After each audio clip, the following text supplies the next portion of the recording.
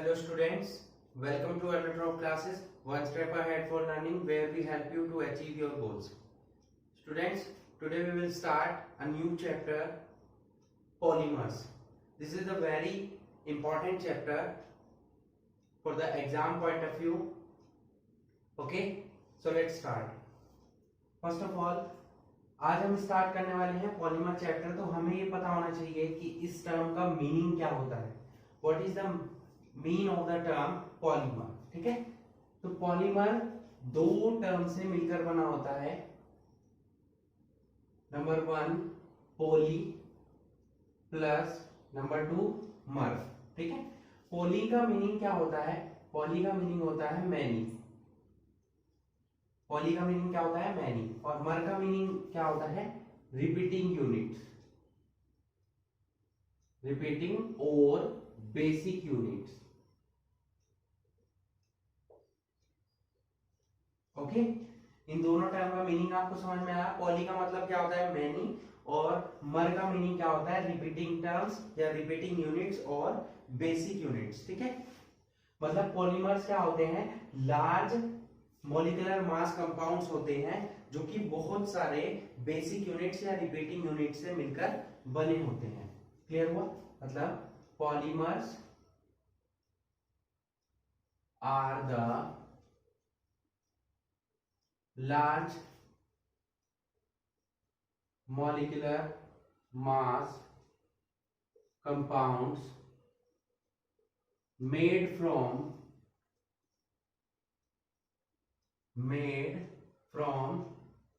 many basic or repeating units, और इन units को हम क्या बोलते हैं? Called as monomer.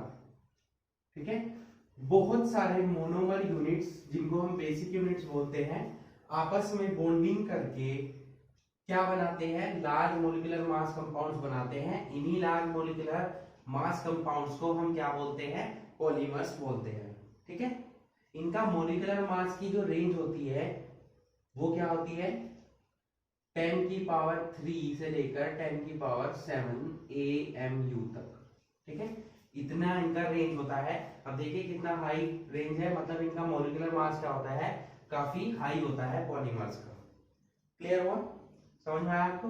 अगर हम ये मान लें कि इनकी मोनोमर यूनिट क्या है? ए है। किसी भी पॉलीमर की मोनोमर यूनिट ए है, उसके एन मॉलिक्यूल्स आपस में बॉन्डिंग कर रहे हैं। तो कैसे? ए से फिर ए अटैच होगा, फिर ए अटैच होगा, फिर ए अटैच होगा, इस टाइप से आपस में बॉन्डिंग करेंगे तो किसका फॉर्मेशन करेंगे? पॉलीमर का। ठीक है, बहुत सारे मोनोमर यूनिट मिलकर किसका फॉर्मेशन कर रही है यहाँ पर? पॉलीमर यूनिट का। क्लियर हुआ? अब जिस प्रोसेस के थ्रू पॉलीमर बनती है, जिस प्रोसेस के थ्रू पॉलीमर का फॉर्मेशन होता है, उस प्रोसेस को हम क्या बोलते हैं? पॉलीमराइजेशन। क्या बोलते हैं? पॉलीमराइजेशन। ये दो टाइप की होती है polymerization. Number one addition polymerization, और नंबर टू होती है यहाँ पर कंडेंसेशन पॉलीमराइजेशन। ठीक है, क्लियर हुआ इतना? एडिशन पॉलीमराइजेशन को हम क्या बोलते हैं? Chain growth polymerization. Chain growth polymerization. और इसको कंडेंसेशन को हम क्या बोलते हैं? Step growth polymerization. ठीक है, ये इन्हीं के दूसरे नेम है। एडिशन को हम क्या बोलते हैं? Step growth polymer, chain growth polymerization, और कंडेंसेशन को हम क्या बोल सकते हैं? Step growth polymerisation. क्लियर हुआ है ना? ठीक है, अब कहां पर यूज होते हैं पॉलीमर्स? पॉलीमर कैसे यूज होते हैं? यूज्ड एज, कैसे यूज होते हैं पॉलीमर? कैसे यूज होते हैं? एज रबर, रबर की फॉर्म में इसको यूज कर सकते हैं। ठीक है, number two as plastics, number three as thread and many more. ठीक है, रबर की फॉर्म में यूज हो सकता है पॉलीमर, प्लास्टिक की फॉर्म में यूज हो सकता है, थ्रेड की फॉर्म में यूज हो सकता है। जैसे कि रबर है, जितने भी टायर और ट्यूब्स वगैरह होते हैं ये सभी किसके मिलकर बने होते हैं, पॉलीमर से बने होते हैं। जितनी बकेट्स यूज करते हैं हम डे टू डे लाइफ में, या हम मॉड्यूलर फर्नीचर यूज करते हैं, रोप्स यूज करते हैं, टॉयज यूज करते हैं, वो सभी प्लास्टिक से मिलकर बने होते हैं। और वो प्लास्टिक मिलकर बने होते हैं किससे, पॉलीमर से। ठीक है। Number third, thread. थ्रेड की फॉर्म में जितने भी हम क्लोथ्स यूज करते हैं, कारपेट्स यूज करते हैं, सॉक्स यूज करते हैं, ये सभी किससे मिलकर बने होते हैं, पॉलीमर से मिलकर बने होते हैं। ठीक है। ये कुछ इंफॉर्मेशन, बेसिक इंफॉर्मेशन थी बच्चों किसके बारे में, पॉलीमर के बारे में। आई होप आपको सभी को समझ में आ चुके होंगे। नेक्स्ट चलते हैं हम इनके क्लासिफिकेशन के बारे में। Okay, so please note it. आगे चलते हैं इनके क्लासिफिकेशन पर, पॉलीमर के।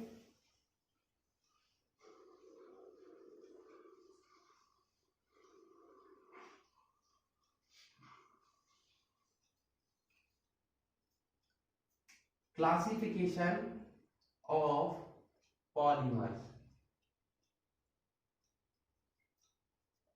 पॉलीमर्स का क्लासिफिकेशन डिफरेंट डिफरेंट टाइप से हो सकता है। पॉलीमर कई टाइप से हम क्लासिफाइड कर सकते हैं इसको। नंबर वन जो क्लासिफिकेशन हम यूज कर रहे हैं, वो यूज कर रहे हैं classification on the basis of their sources. मतलब जहां से ये हमें प्राप्त होते हैं उनके बेसिस पर ये कितने टाइप के होते हैं। तो उनके बेसिस पर ये 3 टाइप्स के होते हैं। Number one, natural polymer. Number two, semi synthetic polymer. And number three, synthetic polymer.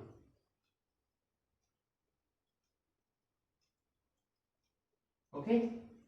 Sources के बेसिस पर पॉलीमर कितने टाइप के होते हैं, 3 टाइप के होते हैं। Number one, natural polymer.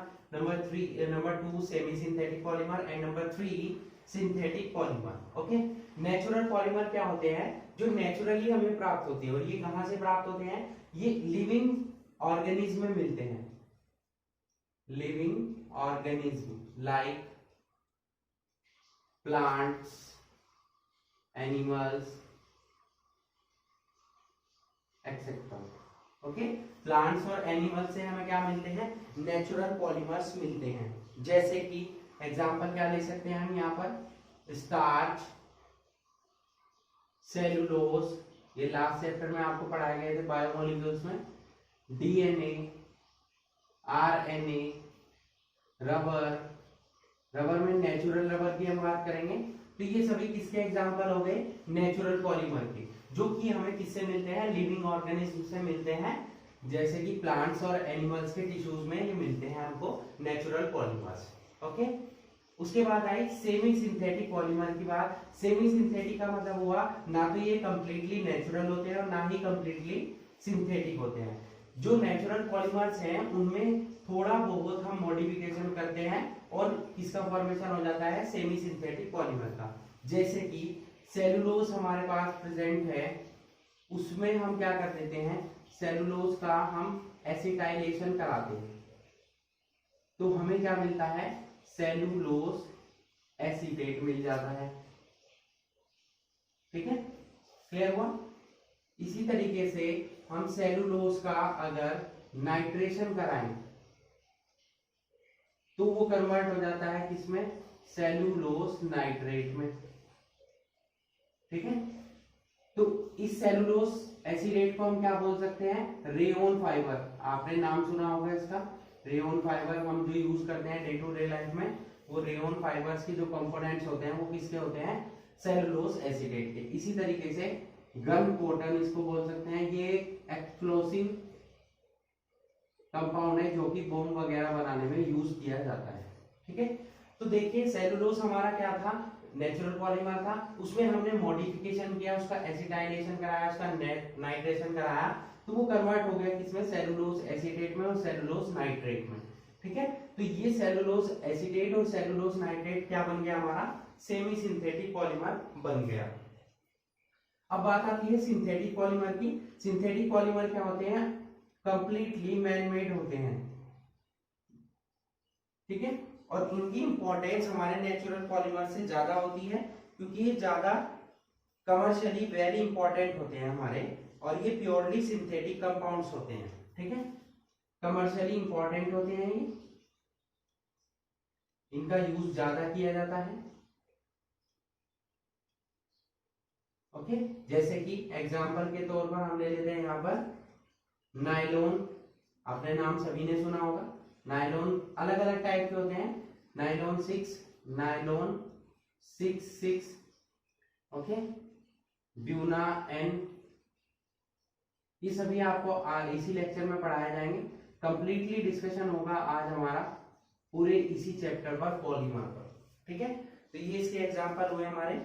Polythene भी इसी का एक एग्जांपल है, पॉलीथीन भी हम नोट कर सकते हैं। पीवीसी पाइप्स जो में बनाने में यूज होता है वो सभी सिंथेटिक पॉलीमर्स ही होते हैं, ओके। तो ये हमारा हुआ classification on the basis of their sources. First type का क्लासिफिकेशन है। अब नेक्स्ट चलते हैं सेकंड टाइप ऑफ क्लासिफिकेशन पर, classification based on the structure of polymers, okay. So please note it.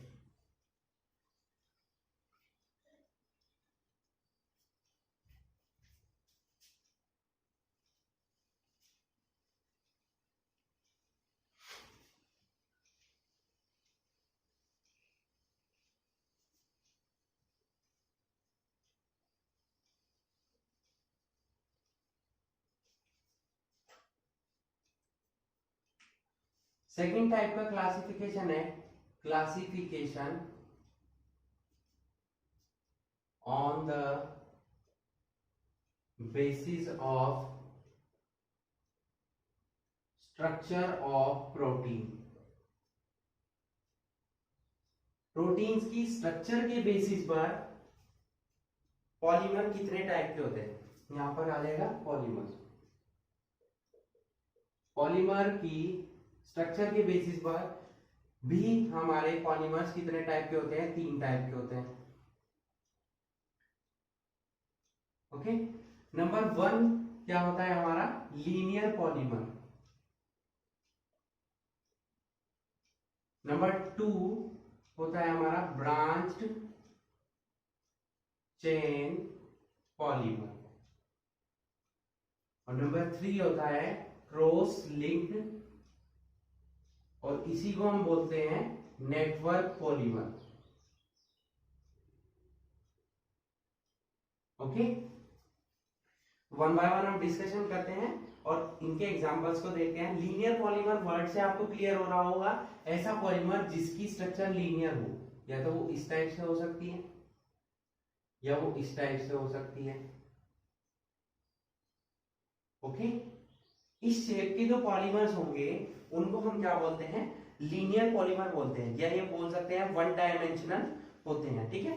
जितनी भी मोनोमर यूनिट्स होती हैं वो साइड बाय साइड एक दूसरे से जुड़ती रहती हैं, ठीक है, एडिशन रिएक्शन के थ्रू, और एक लॉन्ग और स्ट्रेट चेन का फॉर्मेशन करते हैं, ठीक है।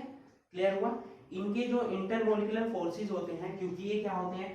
स्ट्रेट होते हैं, तो इनके बीच में स्ट्रॉन्ग इंटरमोलिकुलर फोर्सेस वर्क करते हैं, ओके। इनके बीच में जो फोर्सेस होते हैं इंटरमोलिकुलर फोर्सेस, वो कैसे होते हैं? स्ट्रॉन्ग होते हैं, और ये क्लोज पैकिंग करते हैं आपस में, ठीक है। समझ में आया आपको इतना? ठीक है। इनकी डेंसिटी क्या होती है? हाई डेंसिटी होती है, और हाई क्या होता है इनका? Melting point. अब डेंसिटी और मेल्टिंग पॉइंट हाई होने का रीजन क्या है? सीधा सीधा स्ट्रॉन्ग इंटरमोलिकुलर फोर्सेस। जितने ज्यादा फोर्सेस स्ट्रॉन्ग होंगे, उन बॉन्ड्स को तोड़ने के लिए, डिसोसिएट करने के लिए हमें उतनी ज्यादा एनर्जी की रिक्वायरमेंट होगी। जितनी ज्यादा एनर्जी चाहिएगी, मींस उसका मेल्टिंग पॉइंट उतना ही क्या होगा? हाई होगा। क्लियर हुआ इतना? ठीक है। एग्जांपल देख लेते हैं। एग्जांपल में आ जाएंगे इसके हाई डेंसिटी पॉलीथीन। देखिए हाई डेंसिटी का मतलब क्या हुआ? पॉलीथीन 2 टाइप की होती है, एक तो हाई डेंसिटी पॉलीथीन और एक होती है लो डेंसिटी पॉलीथीन। जो हाई डेंसिटी पॉलीथीन है वो किसका एग्जांपल है? लीनियर पॉलीमर का। और जो लो डेंसिटी पॉलीमर है वो एग्जांपल है किसका? ब्रांच चेन पॉलीमर का, ओके। सिमिलरली नेक्स्ट ले लेंगे हम यहाँ पर पीवीसी। पीवीसी मतलब पॉलीविनाइल क्लोराइड, ठीक है, ये भी इसी का एग्जांपल है। नेक्स्ट पॉलिएस्टर, ये सभी कुछ हम पढ़ने वाले हैं आज, इनकी स्ट्रक्चर के बारे में पढ़ने वाले हैं। ये सभी किसके एग्जांपल हो गए, नायलॉन वगैरह किसके एग्जांपल हो गए, ये सभी लीनियर पॉलीमर के एग्जांपल हो गए। ठीक है, क्लियर हुआ आपको लीनियर पॉलीमर। नेक्स्ट आ जाते हैं ब्रांच चेन पॉलीमर पर। ब्रांच चेन का मतलब क्या हुआ, ये जो लीनियर पॉलीमर है इसमें ही साइड में कहीं पर ब्रांचेस डेवलप हो जाएंगी। ठीक है, तो इसको हम क्या बोलते हैं, इसको हम क्या बोलते हैं, ब्रांच चेन पॉलीमर। अब ब्रांचेस बन गई हैं तो क्या होगा, इनका जो इंटरमोलिकुलर फोर्सेस है वो क्या हो जाएंगे, थोड़े से वीक हो जाएंगे, वीक इंटरमोलिकुलर फोर्सेस। ठीक है, डेंसिटी और मेल्टिंग पॉइंट भी इनके क्या हो जाएंगे, लो हो जाएंगे। एग्जांपल क्या हो जाएगा इनका, लो डेंसिटी पॉलीथीन, ये किसका एग्जांपल है, ब्रांच चेन पॉलीमर का। ठीक है, नेक्स्ट एमाइलोपेक्टिन, जो कि किसका पार्ट होता है, स्टार्च का। आपको लास्ट चैप्टर में पढ़ाया गया था बायोमोलिक्यूल्स में कि एमाइलोपेक्टिन और एमाइलोज से मिलकर ही हमारा क्या बनता है, स्टार्च। जो इसमें पार्ट है एमाइलोपेक्टिन, वो किसका एग्जांपल है, ब्रांच चेन पॉलीमर का। सेम इसी तरीके से ग्लाइकोजन पढ़ाया गया था, ग्लाइकोजन भी किसका एग्जांपल है, हमारा ब्रांच चेन पॉलीमर का। ठीक है, नेक्स्ट है हमारा close linked network polymer. Close linked का मतलब क्या हुआ, जो ब्रांच चेन पॉलीमर्स है वो आपस में भी बॉन्डिंग करेंगे, इस टाइप से नेटवर्क डेवलप हो जाएगा, एक दूसरे के बीच में नेटवर्क डेवलप हो जाएगा इस टाइप से। ठीक है, तो इसीलिए इनको हम क्रॉस लिंक्ड या नेटवर्क पॉलीमर भी बोल सकते हैं। ठीक है, ये काफी स्ट्रॉन्ग इंटरमोलिकुलर फोर्सेस बनाते हैं क्योंकि एक दूसरे से पूरी तरीके से ये बॉन्डिंग कर लेते हैं, इसीलिए इनके इंटरमोलिकुलर फोर्सेस क्या होते हैं, काफी हाई होते हैं और ये एक दूसरे से कोवैलेंट बॉन्ड्स के थ्रू जुड़ जाते हैं। कौन से बॉन्ड्स के थ्रू जुड़ते हैं, कोवैलेंट बॉन्ड्स के थ्रू आपस में ये बॉन्डिंग करते हैं। ठीक है, इनके एग्जांपल देखेंगे हम। एग्जांपल क्या हो जाएंगे, बेकेलाइट, सुना होगा आपने, बेकेलाइट के प्लास्टिक वगैरह आते हैं, तो बेकेलाइट क्या है, एक पॉलीमर होता है जो कि किसका एग्जांपल होता है, नेटवर्क पॉलीमर का। नेक्स्ट है example urea formaldehyde resins. Next है मेलामिन फॉर्मल्डिहाइड रेजिन। ये सभी किसके एग्जांपल है, क्रॉस लिंक्ड या नेटवर्क पॉलीमर के। ठीक है, इनकी सभी की स्ट्रक्चर हम पढ़ेंगे इस लेक्चर में आज। ओके, ये सेकंड टाइप का क्लासिफिकेशन था जो बेस्ड था हमारा स्ट्रक्चर ऑफ पॉलीमर पर। इसके बेसिस पर भी 3 टाइप्स के पॉलीमर हो गए हमारे, linear polymer, branch chain polymer and cross linked और नेटवर्क पॉलीमर। आई होप आपको क्लियर हो चुका होगा। नेक्स्ट चलते हैं हम नेक्स्ट क्लासिफिकेशन पर, classification based on molecular forces.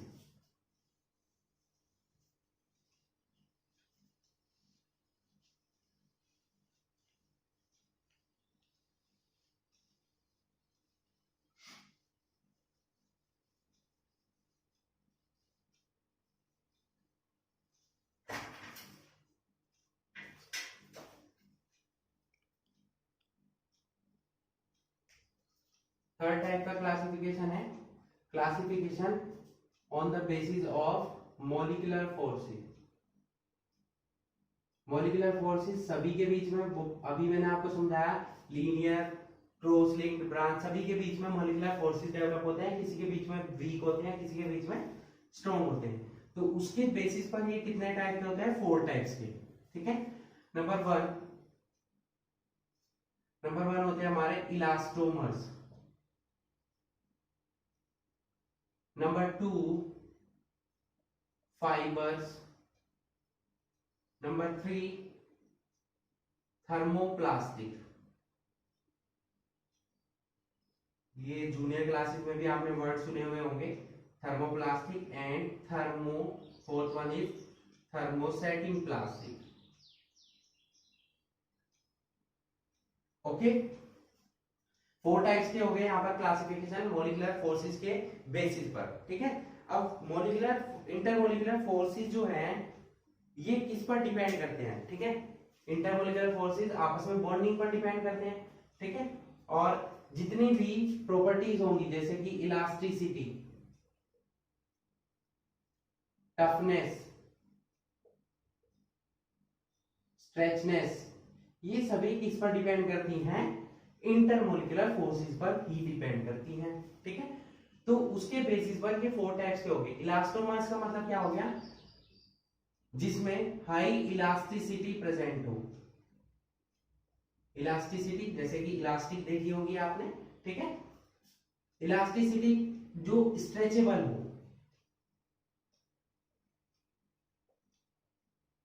ठीक है, स्ट्रेचेबल को ही हम क्या बोलते हैं? इलास्टिसिटी बोलते हैं, जिसको हम स्ट्रेच कर सकें। अब इनकी प्रॉपर्टी क्या होती है? जब हम इनको स्ट्रेच करते हैं तो ये स्ट्रेच हो जाते हैं और वापस से अपनी शेप में वापस आ जाते हैं। ठीक है, इसीलिए इनको हम क्या बोलते हैं? इलास्टोमर्स बोल सकते हैं। ठीक है, इनके एग्जांपल्स क्या हो जाएंगे? एग्जांपल्स हो जाएंगे इसके नियोप्रीन, सिंथेटिक रबर या नेचुरल रबर, कोई भी, ब्यूना एन, ब्यूना एस, ये सभी किसके एग्जांपल हो गए बच्चों? इलास्टोमर्स के। ठीक है, जिनमें हाई इलास्टिसिटी प्रेजेंट होती है। इंटरमोलिकुलर फोर्सेस क्या होते हैं इनके बीच में? काफी वीक होते हैं और ये स्ट्रेच हो सकते हैं। जितने इंटरमोलिकुलर फोर्सेस वीक होंगे वो उतने ज्यादा क्या हो जाएंगे? स्ट्रेच हो सकते हैं। नेक्स्ट है फाइबर्स। फाइबर्स क्या होंगे? इनमें इंटरमोलिकुलर फोर्सेस क्या होंगे? इलास्टोमर्स से ज्यादा स्ट्रॉन्ग होते हैं। ठीक है, और काफी स्ट्रॉन्ग होते हैं। स्ट्रॉन्ग इंटरमोलिकुलर फोर्सेस, ये शॉर्ट में मैं नोट कर रहा हूं, इंटरमोलिकुलर फोर्सेस, आप अच्छे से समझ लेंगे इसको। इंटरमोलिकुलर फोर्सेस है, किसके थ्रू जुड़ते हैं ये? हाइड्रोजन बॉन्डिंग के थ्रू। किसके थ्रू जुड़ते हैं? हाइड्रोजन बॉन्डिंग के थ्रू ये आपस में जुड़ जाते हैं। ठीक है, समझ में आया आपको? एग्जांपल देख लेते हैं इसके। एग्जांपल हो जाएंगे पॉलीएस्टर। ठीक है, पॉलीएस्टर में काफी आते हैं, टेरिलीन, डेक्रोन, ये सभी किसके एग्जांपल है? पॉलीएस्टर के। नेक्स्ट है नायलॉन 6, नायलॉन 6 एक्सेट्रा। ठीक है, अभी हम कुछ कुछ एग्जांपल ले रहे हैं, वन बाय वन हम इनकी स्ट्रक्चर को डिस्कस करेंगे यहाँ पर। नेक्स्ट आ जाते हैं थर्मोप्लास्टिक पर। थर्मोप्लास्टिक का मतलब क्या हुआ? थर्मोप्लास्टिक की जो इंटरमोलिकुलर फोर्सेस होते हैं, इंटरमोलिकुलर फोर्सेस बिटवीन, इन दोनों के बीच में होते हैं इनके, इलास्टोमर्स एंड फाइबर्स। मतलब ना तो ये ज्यादा स्ट्रॉन्ग होते हैं इंटरमोलिकुलर फोर्सेस इनके, और ना ही ज्यादा वीक होते हैं, दोनों के बीच में प्रेजेंट होते हैं, इलास्टोमर्स और फाइबर्स के बीच में। क्लियर हुआ इतना? ठीक है, और इलास्टोमर्स जो होते हैं ये लीनियर या ब्रांच्ड पॉलीमर दोनों में से कुछ भी हो सकते हैं। मतलब ये ऐसे पॉलीमर होते हैं जिन्हें अगर हम हीट अप करते हैं, softening on heating and hard on cooling, मतलब जब हम इनको हीट अप करते हैं तो ये सॉफ्ट हो जाते हैं, और जब हम इनको क्या करते हैं, ठंडा कर लेते हैं, तो वापस से ये अपनी पोजीशन में आ जाते हैं, और ठंडा होने के बाद ये क्या हो जाते हैं? हार्ड हो जाते हैं। ठीक है, पॉलीथीन आपने देखा होगा, इसका बेस्ट एग्जांपल है पॉलीथीन या पीवीसी, पॉलीविनाइल क्लोराइड, या पॉलीस्टाइरीन, ये सभी किसके एग्जांपल हुए बच्चों? हमारे ये एग्जांपल हो गए हमारे थर्मोप्लास्टिक के। नेक्स्ट है हमारा term thermosetting plastic. Thermosetting plastic क्या होगी? इनके इंटरमोलिकुलर फोर्सेस सबसे ज्यादा स्ट्रॉन्ग होते हैं। मतलब एक बार हमने इनको गर्म किया तो ये दोबारा से, एक बार गर्म करके ठंडा कर देते हैं तो ये हार्ड हो जाते हैं, तो दोबारा से ये कभी भी सॉफ्ट नहीं होते हैं। ठीक है, जितने भी एग्जांपल हमने अभी क्रॉस लिंक्ड में पढ़े थे वो सभी इसके एग्जांपल होंगे। जैसे कि कौन कौन से एग्जांपल पढ़े हमने? बेकेलाइट और यूरिया फॉर्मल्डिहाइड रेजिन और मेलामीन फॉर्मल्डिहाइड रेजिन, ये सभी किसके एग्जांपल हैं? जो जितने भी क्रॉस लिंक्ड पॉलीमर्स होते हैं, नेटवर्क पॉलीमर्स होते हैं, वो किसके एग्जांपल होते हैं? थर्मोसेटिंग प्लास्टिक के। क्लियर हुआ? समझ आया आपको? अगर हम इनका कंपैरिजन करें, इंटरमोलिकुलर फोर्सेस के बेसिस पर कंपैरिजन करें, तो सबसे कम इंटरमोलिकुलर फोर्सेस किसके होंगे? इंटरमोलिकुलर फोर्सेस किसके कम होंगे? इलास्टोमर्स के। उससे ज्यादा किसके होंगे? देखिए मैंने कहा कि इलास्टोमर्स और फाइबर के बीच में आते हैं थर्मोप्लास्टिक, तो यहाँ क्या आ जाएंगे थर्मोप्लास्टिक, फिर आ जाएगा फाइबर, और फिर आएंगे सबसे लास्ट में थर्मोसेटिंग प्लास्टिक।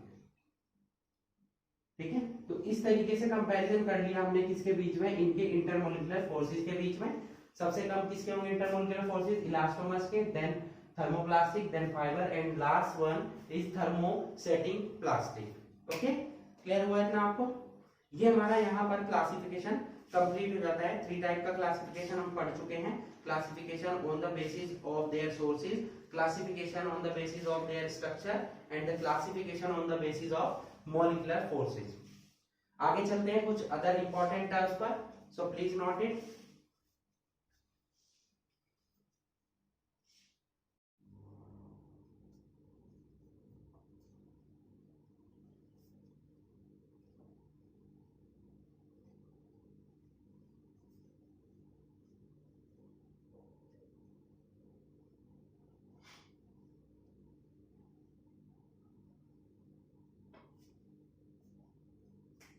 नेक्स्ट टर्म हम पढ़ने वाले हैं होमोपॉलीमर्स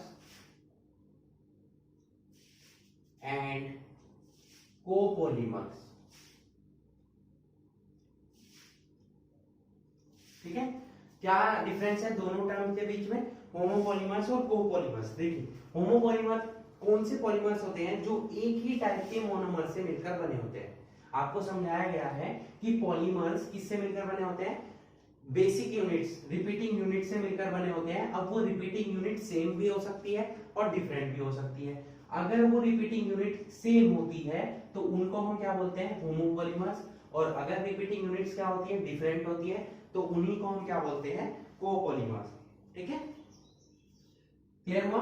मींस होमोपॉलीमर्स क्या होंगे, होमोपॉलीमर्स में क्या होते हैं, सेम रिपीटिंग यूनिट्स प्रेजेंट होती है, सेम रिपीटिंग यूनिट्स प्रेजेंट होती है।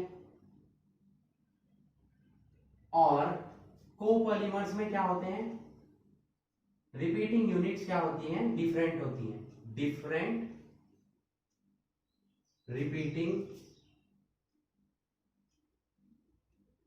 यूनिट्स।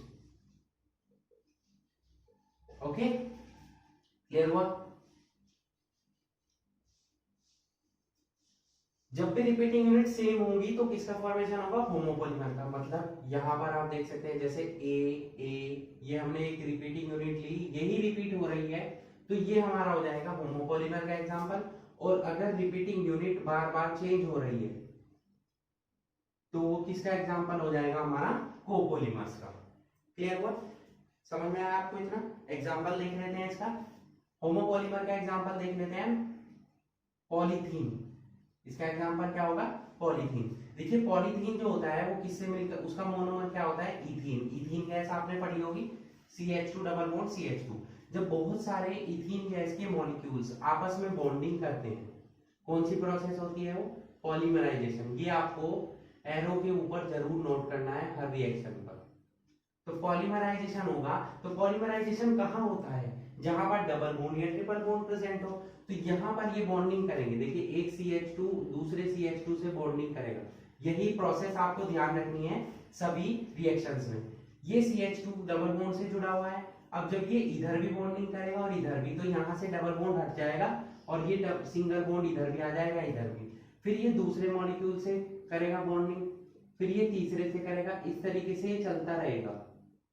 ठीक है, इस तरीके से चलता रहेगा। या इन शॉर्ट हम इसको कैसे नोट कर सकते हैं, जो CH2 सिंगल बॉन्ड CH2 ये जो बॉन्ड है, इनको हम ब्रैकेट्स में नोट करेंगे और सिंगल बॉन्ड को हाफ अंदर रखेंगे और हाफ बाहर रखेंगे, इस टाइप से। और जितने मॉलिक्यूल्स हैं, n मॉलिक्यूल्स है, तो n को हम यहाँ रिप्रेजेंट कर देंगे। तो ये जो मॉलिक्यूल बना है, किसका मॉलिक्यूल बन गया है, पॉलीइथीन का, जिसको हम पॉलीथीन बोलते हैं। ठीक है, तो पॉलीथीन का मोनोमर क्या होता है, इथीन। इथीन के बहुत सारे मॉलिक्यूल्स आपस में बॉन्डिंग करते हैं और किसका फॉर्मेशन कर देते हैं, पॉलीथीन का। ध्यान रखेंगे, बॉन्डिंग बच्चों इसी टाइप से होगी, ब्रैकेट्स में हाफ, आपको ब्रैकेट में बाहर रखना है बॉन्ड और हाफ क्या रखना है, अंदर रखना है।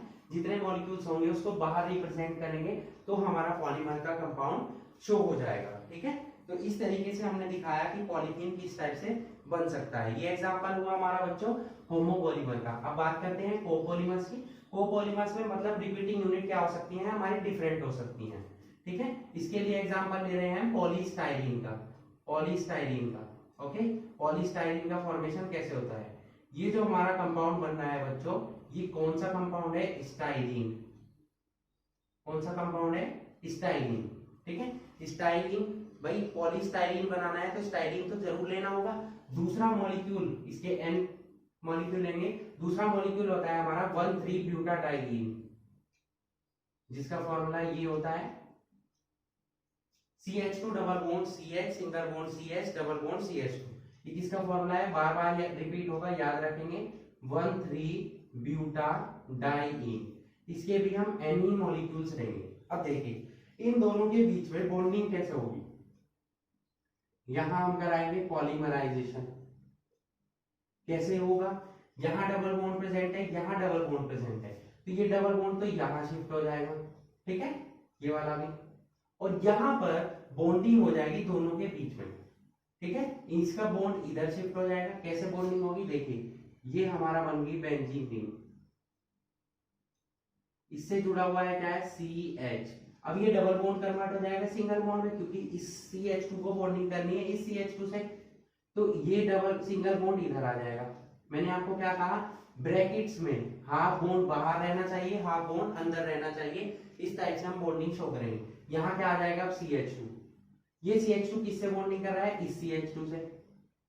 फिर यहां ध्यान देंगे ये CH है, बट अब यहां पर सिंगल बॉन्ड की जगह क्या आ जाएगा, डबल बॉन्ड, क्योंकि बॉन्ड शिफ्ट हो गए, समझ आया। फिर ये नेक्स्ट CH बॉन्ड आ जाएगा, मैं इसको ऐसे शो कर देता हूं, आप स्ट्रेट शो कर लीजिएगा, यहां थोड़ा सा स्पेस कम है, ठीक है। इस टाइप से यहां पर N शो करेंगे हम, ठीक है। आई होप आपको दिखाई दे रहा होगा।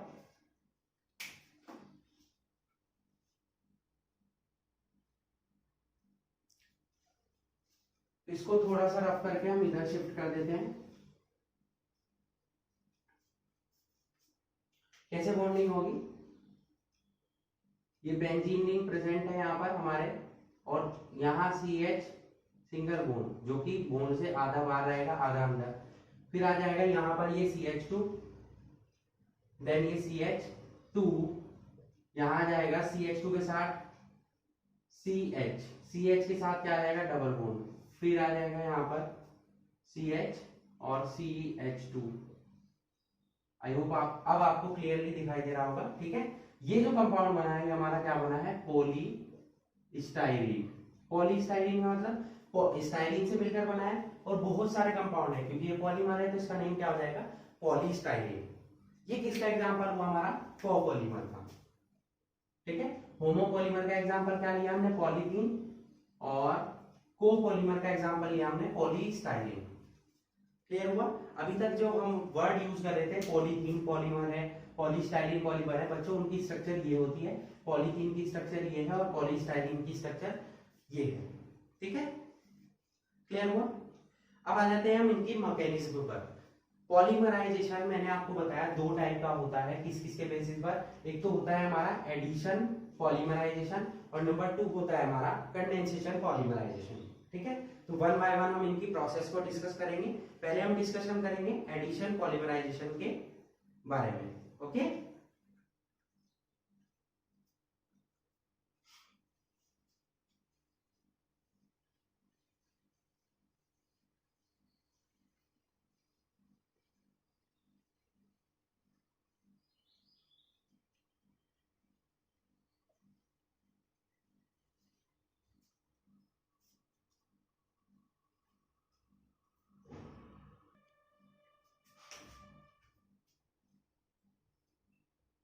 Classification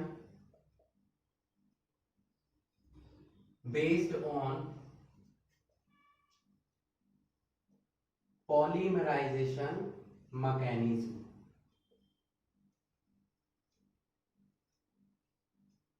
पॉलीमराइजेशन मैकेनिज्म हमारी कितने टाइप की होती है, दो टाइप की। नंबर 1 होती है एडिशन पॉलीमराइजेशन, और नंबर 2 होता है कंडेंसेशन पॉलीमराइजेशन। उन्हीं के बेसिस पर पॉलीमर्स भी हमारे दो टाइप के हो जाते हैं, नंबर 1 एडिशन पॉलीमर्स, या एडिशन को ही हम क्या बोल सकते हैं, और chain growth polymers. Okay. Number 2 होता है यहां पर कंडेंसेशन पॉलीमर्स, जिसको हम क्या बोलते हैं, step growth, step wise reaction होगी, ये हो जाएगा स्टेप ग्रोथ पॉलीमर्स। समझ आया आपको? 2 टाइप के हो जाएंगे पॉलीमराइजेशन मैकेनिज्म के बेसिस पर। नंबर 1 हम इसमें जो डिस्कस करने वाले हैं, फर्स्ट एडिशन पॉलीमर्स। वर्ड से आपको क्लियर हो रहा होगा कि एडिशन पॉलीमर्स का मतलब क्या होगा, बहुत सारे मोनोमर यूनिट्स एडिशन के थ्रू आपस में बॉन्डिंग करेंगे, ठीक है, तब हमारे क्या बनेंगे, एडिशन पॉलीमर्स बनते हैं। और ये पॉलीमर्स किस मैकेनिज्म के थ्रू बनते हैं, फ्री रेडिकल मैकेनिज्म के थ्रू बनते हैं, free radical mechanism.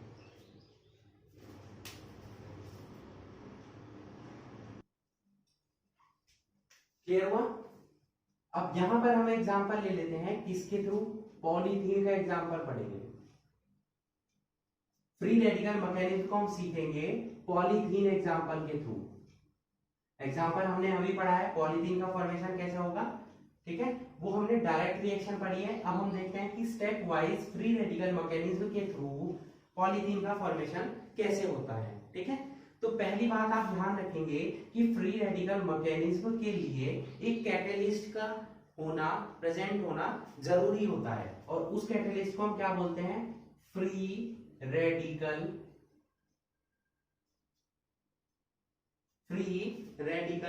Generating initiator.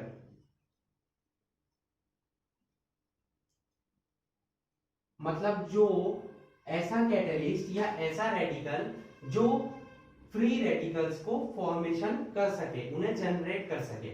और ऐसा एग्जांपल क्या होता है, ऐसा एग्जांपल हम ले लेंगे बेंजोइल पर ऑक्साइड। जैसा आप जानते हैं कि कैटेलिस्ट स्पेशल होते हैं और किसी भी रिएक्शन के लिए वो एक ही कैटेलिस्ट यूज हो सकता है, तो यहां पर जो कैटेलिस्ट यूज होंगे वही आपको यूज करने हैं, उन्हें चेंज हम नहीं कर सकते हैं। नंबर 2 हो सकता है एसिटिल परऑक्साइड, नंबर 3 हो सकता है tertiary butyl peroxide, okay, etcetera. Polythene के फॉर्मेशन में कौन सा फ्री रेडिकल इनिशिएटर यूज होता है, वो होता है बेंजोइल परऑक्साइड, ठीक है। इसका फॉर्मूला क्या होता है, देखिए C6H5 C double bond O, यहां पर ऑक्सीजन, यहां पर एक तरीके से ये कंप्लीटली मिरर कंपाउंड होता है। आप देख सकते हैं अगर यहां से डिसोसिएट करें तो जितना पार्ट इधर है उतना ही पार्ट और वही पार्ट दूसरी साइड है, ठीक है। तो इसके थ्रू फ्री रेडिकल मैकेनिज्म कैसे होती है, आइए देखते हैं इसकी मैकेनिज्म को।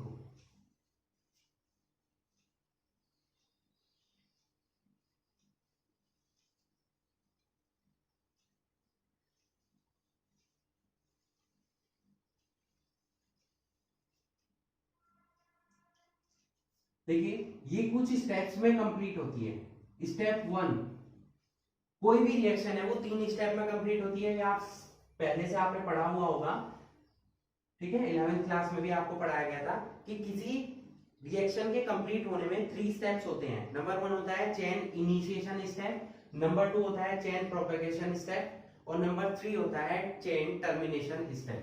तो स्टेप 1 हमारा यहाँ पर क्या हो जाएगा, चेन इनिशिएशन स्टेप, जहां से चेन स्टार्ट होती हो। तो स्टार्टिंग कहां से होगी बच्चों, स्टार्टिंग होगी इनिशिएटर से। इनिशिएटर क्या है हमारा, benzoyl peroxide C6H5 C double bond O, यहां पर हो जाएगा COC6H5, ये डिसोसिएट होगा यहां से, ठीक है। ये कहां से डिसोसिएट होगा, बिल्कुल मिड से। ये जो बॉन्डिंग पेयर ऑफ इलेक्ट्रॉन है इसको ये अपने साइड शिफ्ट करेगा, ये अपनी साइड, क्योंकि दोनों की पावर सेम है तो सेम ही कंपाउंड बनेगा। क्या, C6H5 C double bond O, और यहां पर क्या आ जाएगा, ऑक्सीजन, ठीक है। अब देखिए यहां से इलेक्ट्रॉन शिफ्ट हुआ है, यहां से, तो रेडिकल का फॉर्मेशन होगा, रेडिकल को हम ऐसे शो करेंगे, 2 मॉलिक्यूल्स बनेंगे क्योंकि दोनों पार्ट सेम है। अब ये आगे भी क्या होगा, डिसोसिएट होगा, CO2 इसमें से सेपरेट हो जाएगा और किसका फॉर्मेशन होगा, फिनाइल फ्री रेडिकल का। ये क्या बन गया हमारा, फिनाइल फ्री रेडिकल। यही हमारी आगे की रिएक्शन को स्टार्ट करेगा। जब फिनाइल फ्री रेडिकल का फॉर्मेशन हो जाएगा, यही आगे किससे रिएक्शन करना स्टार्ट करेगा, इथीन से, क्योंकि पॉलीथीन किससे बनती है, इथीन से। तो ये C6H5 फ्री रेडिकल, ठीक है, फ्री रेडिकल किससे रिएक्शन करेगा, इथीन से, यानी कि CH2 डबल बॉन्ड CH2 से, और उसको किस में कन्वर्ट कर देगा, फ्री रेडिकल में। देखिए ये इधर शिफ्ट होगा और ये इधर शिफ्ट होगा, ये तो इससे बॉन्डिंग कर लेगा पॉलीमराइजेशन के थ्रू, C6H5 CH2, इसकी बॉन्डिंग इससे हुई, यहां सिंगल बॉन्ड आ जाएगा और इस पर क्या आ जाएगा, फ्री रेडिकल का फॉर्मेशन हो जाएगा। समझ आया आपको, ये हमारा स्टेप 1 कंप्लीट हुआ। नेक्स्ट है स्टेप 2। स्टेप 2 कौन सा होता है, चेन प्रोपेगेशन स्टेप, ठीक है। स्टेप 2 क्या आ जाएगा, chain propagation step. Chain propagation step में क्या होगा, यही चेन आपस में बॉन्डिंग करके लेंथी चेन में कन्वर्ट होगी, ठीक है, समझ आया आपको, मतलब ये कन्वर्ट हो जाएगी लेंथी चेन में। जो ये C6H5 CH2 single bond CH2 free radical का फॉर्मेशन हुआ है, ये अदर जितने भी इथीन के मॉलिक्यूल होंगे उनसे बॉन्डिंग करके अपनी चेन का साइज इंक्रीज करेगी, ठीक है। तो यहां पर क्या हो जाएगा, देखिए ये कन्वर्ट हो जाएगा C6H5 CH2, मिड में मैंने आपको कहा था कैसे रिप्रेजेंट करते हैं इसको, CH2 single bond CH2 double bond, यहां आ जाएगा N, ठीक है, ये मिड में अटैच हो जाएगा, बाकी ये free radical as it is ही रहेगा, ठीक है, क्लियर हुआ। भाई चेन लेंथ की होगी तो ये कहीं मिड में जुड़ेगा ना, ये ऐसा बोल सकते हैं कि आगे जुड़ेगा, भाई ये इससे जुड़ेगा तो ये जो फ्री रेडिकल का पार्टिकल है ये इस कार्बन पे शिफ्ट हो जाएगा, तो ये यहाँ शिफ्ट हो गया, ठीक है। N मॉलिक्यूल्स लिए थे तो N यहाँ पर हम शो करेंगे। अब लास्ट स्टेप होगा हमारा step 3, which is chain termination step, जिसमें हमारे प्रोडक्ट का फॉर्मेशन होता है। उसी स्टेप को हम क्या बोलते हैं, चेन टर्मिनेशन स्टेप। इस टर्मिनेशन स्टेप में क्या होगा, ये मॉलिक्यूल्स आपस में बॉन्डिंग करेंगे, C6H5 CH2 single bond CH2 single bond N CH2 free radical, ये दूसरे फ्री रेडिकल से बॉन्डिंग करेगा। भाई ऐसा तो नहीं कि इसका एक ही मॉलिक्यूल बनेगा, 2 बनेंगे 3 बनेंगे, ये आपस में बॉन्डिंग करेंगे।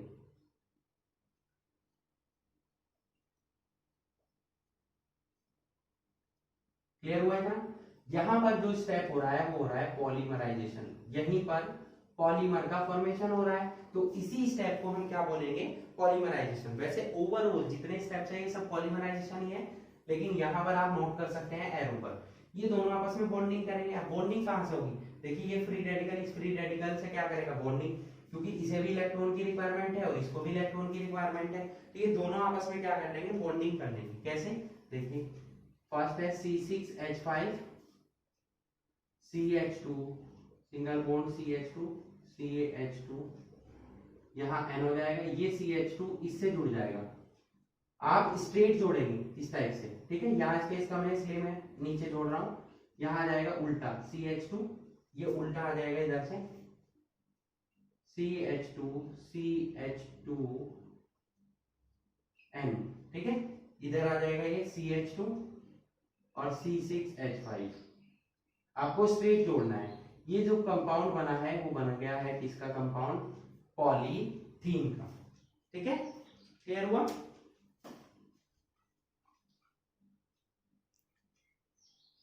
तो ये थी हमारी बच्चों free radical mechanism addition polymer के लिए जो यूज की जाती है, ठीक है।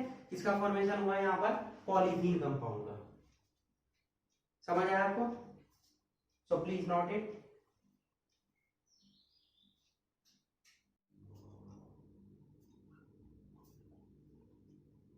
जो पॉलीमराइजेशन के थ्रू हमने जिस पॉलीथीन का फॉर्मेशन किया है, जिसमें हमने परोक्साइड कैटलिस्ट यूज किया है।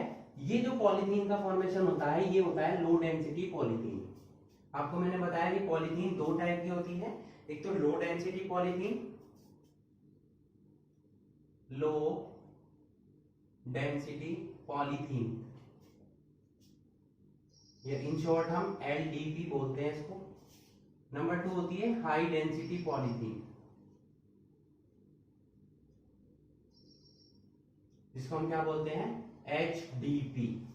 दोनों में डिफरेंस क्या होता है, इसकी डेंसिटी कम होती है, इसकी डेंसिटी हाई होती है, तो वर्ड से क्लियर हो रहा होगा आपको, ठीक है। नंबर 2 जो मेन पॉइंट है, लो डेंसिटी पॉलीथीन का जो डेंसिटी तो कम होती है, साथ में ये कैसी होती है, ब्रांच होती है, ब्रांच्ड पॉलीमर की फॉर्म में मिलती है, ठीक है। हाई डेंसिटी कैसी होती है, लीनियर पॉलीमर की फॉर्म में मिलती है, इसीलिए ज्यादा स्ट्रॉन्ग होती है लीनियर पॉलीमर, क्योंकि इसमें बॉन्डिंग ज्यादा स्ट्रॉन्ग होती है, ठीक है। और ये high density polythene linear density polythene से ज्यादा क्या होती है, हार्ड होती है, और मैकेनिकली हम बोल सकते हैं ज्यादा स्ट्रॉन्ग होती है। ये फ्लेक्सिबल होती है क्योंकि ये ब्रांच की फॉर्म में मिलती है। जितने भी टॉयज वगैरह यूज करते हैं हम, टॉयज है या बोटल्स है, इलेक्ट्रिक केबल्स है, वो सभी किससे मिलकर बनी होती हैं, लो डेंसिटी पॉलीथीन से। देखिए बच्चों, सभी के एग्जाम्पल्स आपको याद करने हैं।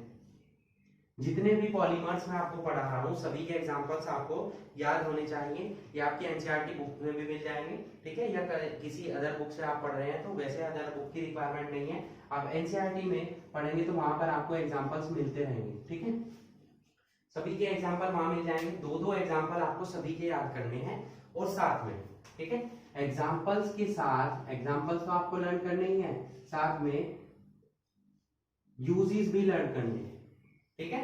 दो यूजेस सभी पॉलीमर्स के आपको याद होने चाहिए। जितने भी पॉलीमर्स हम पढ़ रहे हैं जैसे पॉलीथीन, पॉलीस्टाइरीन, पीवीसी, ये सभी के दो दो यूजेस आपको याद होने ही चाहिए, एग्जाम में पूछे जाते हैं, ठीक है।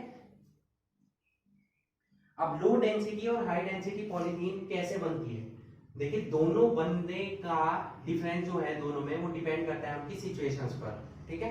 लो डेंसिटी पॉलीथीन का फॉर्मेशन अलग कंडीशन में होता है, हाई डेंसिटी पॉलीथीन का फॉर्मेशन अलग कंडीशन में होता है। जैसे कि हमने अभी पढ़ा पेरोक्साइड कैटलिस्ट की प्रेजेंस में, तो अब शॉर्ट में नोट करते हैं, ये हमारे पास इथीन मॉलिक्यूल है, ठीक है। अगर कंडीशंस यहां पर पेरोक्साइड कैटलिस्ट की हैं, ठीक है, मतलब टेम्परेचर कितना होता है इस पर 350 से 370 केल्विन, प्रेशर कितना होता है अप्रोक्सीमेट 1000 से 2000 एटीएम हाई प्रेशर पर और हाई टेम्परेचर पर पेरोक्साइड कैटलिस्ट की प्रेजेंस में, जब ये कन्वर्ट होती है तो ये कन्वर्ट होती है किसमें, लो डेंसिटी पॉलीथीन, एलडी। ध्यान रखेंगे हाई डेंसिटी पॉलीथीन और लो डेंसिटी पॉलीथीन का फॉर्मूला सेम है बट स्ट्रक्चर डिफरेंट होगी। ये बनेगी ब्रांच्ड पॉलीमर की फॉर्म में और हाई डेंसिटी पॉलीथीन बनेगी लीनियर पॉलीमर की फॉर्म में। समझ आया आपको, ठीक है। मतलब ब्रांच का मतलब क्या हो गया, ये CH2 ऐसे जुड़ जाएगा, ऐसे जुड़ता रहेगा, यहां से कहीं से H शिफ्ट हो जाएगा और यहाँ पर भी CH2 जुड़ना स्टार्ट हो जाएगा इस टाइप से, ठीक है। ब्रांच की फॉर्म में ये बनेगी हमारी LDP, और HDP क्या बनेगी, लीनियर पॉलीमर की फॉर्म में बनेगी। उसके लिए अलग कंडीशंस है। हाई डेंसिटी कैसे बनेगी, स्ट्रक्चर फॉर्मूला सब सेम रहेगा, डिफरेंस होगा कंडीशंस का। यहां पर यूज होता है टेम्परेचर, जो यूज होगा वो होगा 333 केल्विन से लेकर 343 केल्विन तक। प्रेशर होगा 6 से 7 एटीएम। देखिए कितना कम प्रेशर है, कितना डिफरेंस आ गया, ठीक है, टेम्परेचर में भी और प्रेशर में भी। साथ ही कैटलिस्ट जो यहां पर यूज होता है उसका नेम होता है जिगलर नाटा कैटलिस्ट। अब आप कहेंगे बड़ा अजीब नेम है, ठीक है, इसका फॉर्मूला आप याद रखेंगे, इंपॉर्टेंट है, एग्जाम में पूछा जाता है, फॉर्मूला कहीं भी पूछ लिया जाता है, अदर एग्जाम्स में भी, कॉम्पिटिटिव एग्जाम्स में। जिगलर नाटा कैटलिस्ट दो कंपाउंड्स का मिक्सचर होता है। नंबर होता है try ethyl aluminium, try ethyl aluminium, और साथ में टाइटेनियम टेट्राक्लोराइड। इन दोनों के मिक्सचर को हम क्या बोलते हैं, जिगलर नाटा कैटलिस्ट बोलते हैं। ठीक है, आपको याद रखना है। तो इसकी प्रेजेंस में जो पॉलीथीन बनती है, फॉर्मूला सेम रहेगा यही, ठीक है, बट स्ट्रक्चर में डिफरेंस होगा। ये एलडीपी की जगह क्या बनेगी हमारी, एचडीपी, हाई डेंसिटी पॉलीथीन। ठीक है, दोनों क्लियर हुए, आपको समझ आया पॉलीथीन के बारे में। अब आ जाते हैं, हमने ये पॉलीथीन का तो एग्जांपल पढ़ लिया। ध्यान रखेंगे मोनोमर्स आपको याद होने चाहिए। पॉलीथीन ये तो हमारा पॉलीमर हुआ, इसका मोनोमर क्या होगा, किससे मिलकर ये बना होगा, मोनोमर मतलब किससे मिलकर बना है, तो किससे मिलकर बना है, इथीन से। एग्जाम में 1 या 2 मार्क्स में आपसे पूछ लिया जाएगा, give the monomer of polythene या पॉलीस्टाइरीन, केवल आपको नेम देने हैं। तो पॉलीस्टाइरीन किससे मिलकर बना होता है, अभी हमने आपको पढ़ाया। तो पॉलीस्टाइरीन 2 कंपोनेंट से मिलकर बना होता है। नंबर 1 क्या होता है यहाँ पर, स्टाइरीन, और नंबर 2 क्या होता है, 1,3-ब्यूटाडाइईन। तो बस आपको इतना सा आंसर देना है, इसके लिए आपको 2 मार्क्स मिल जाएंगे। ठीक है, तो ये हमने पॉलीथीन का एग्जांपल डिस्कस किया। अब हम कुछ और एग्जांपल डिस्कस करेंगे जो कि एडिशन पॉलीमर के होंगे। ठीक है,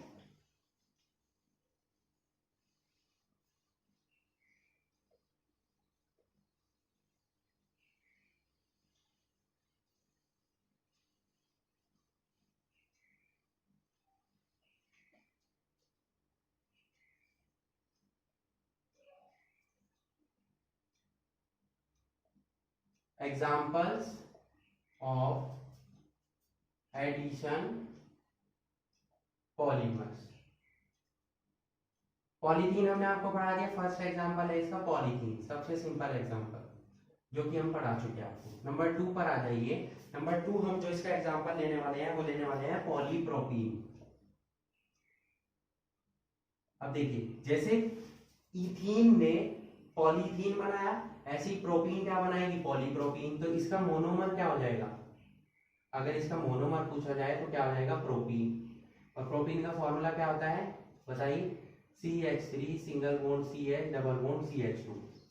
अब ध्यान रखेंगे, मैंने आपको बताया कि पॉलीमराइजेशन या बॉन्डिंग कहां पर होगी, जहां डबल बॉन्ड या ट्रिपल बॉन्ड हो। तो इस कार्बन पर तो नहीं होगी, इस कार्बन पर होगी, इस कार्बन पर। तो हम इसको कैसे नोट करेंगे, ऐसे नोट करेंगे हम इसको, CH2 double bond CH, CH3 को यहां नोट करेंगे। ठीक है, जब हम बॉन्डिंग कराएंगे तो इस टाइप से नोट करेंगे इसको, समझ आया आपको। या अपोजिट भी कर सकते हैं, और करके इधर CH3 single bond CH double bond CH2, इस टाइप से हम इसको नोट करेंगे, क्योंकि हमें बॉन्डिंग करानी है यहाँ पर।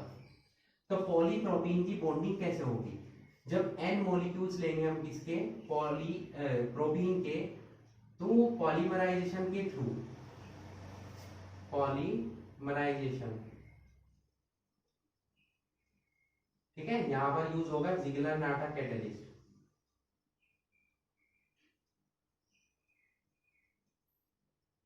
बॉन्डिंग कहां होगी, इनके बीच में। तो ये CH3 तो एज इट इज रहेगा,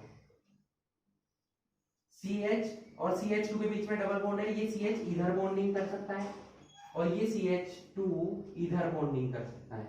यहां पर ही हम ब्रैकेट्स नोट करेंगे और यहाँ N नोट करेंगे, जैसे कि हम पॉलीथीन में कर रहे थे। तो ये जो स्ट्रक्चर बनी है किसकी बन गई, पॉलीप्रोपीन। आप ओपन करके भी नोट कर सकते हैं, इधर 2 मॉलिक्यूल्स रखिए, इधर 2 मॉलिक्यूल्स रखिए, तो वो क्या बन जाएगा, पॉलीप्रोपीन। और अगर उसको कंबाइंड फॉर्म में हम क्लोज करके लिखे तो वो स्ट्रक्चर हो जाएगी ये। ठीक है, ये किसका फॉर्मूला हो गया, पॉलीप्रोपीन का। ठीक है, ये हमारा था सेकंड एग्जांपल। अब चलते हैं थर्ड एग्जांपल पर।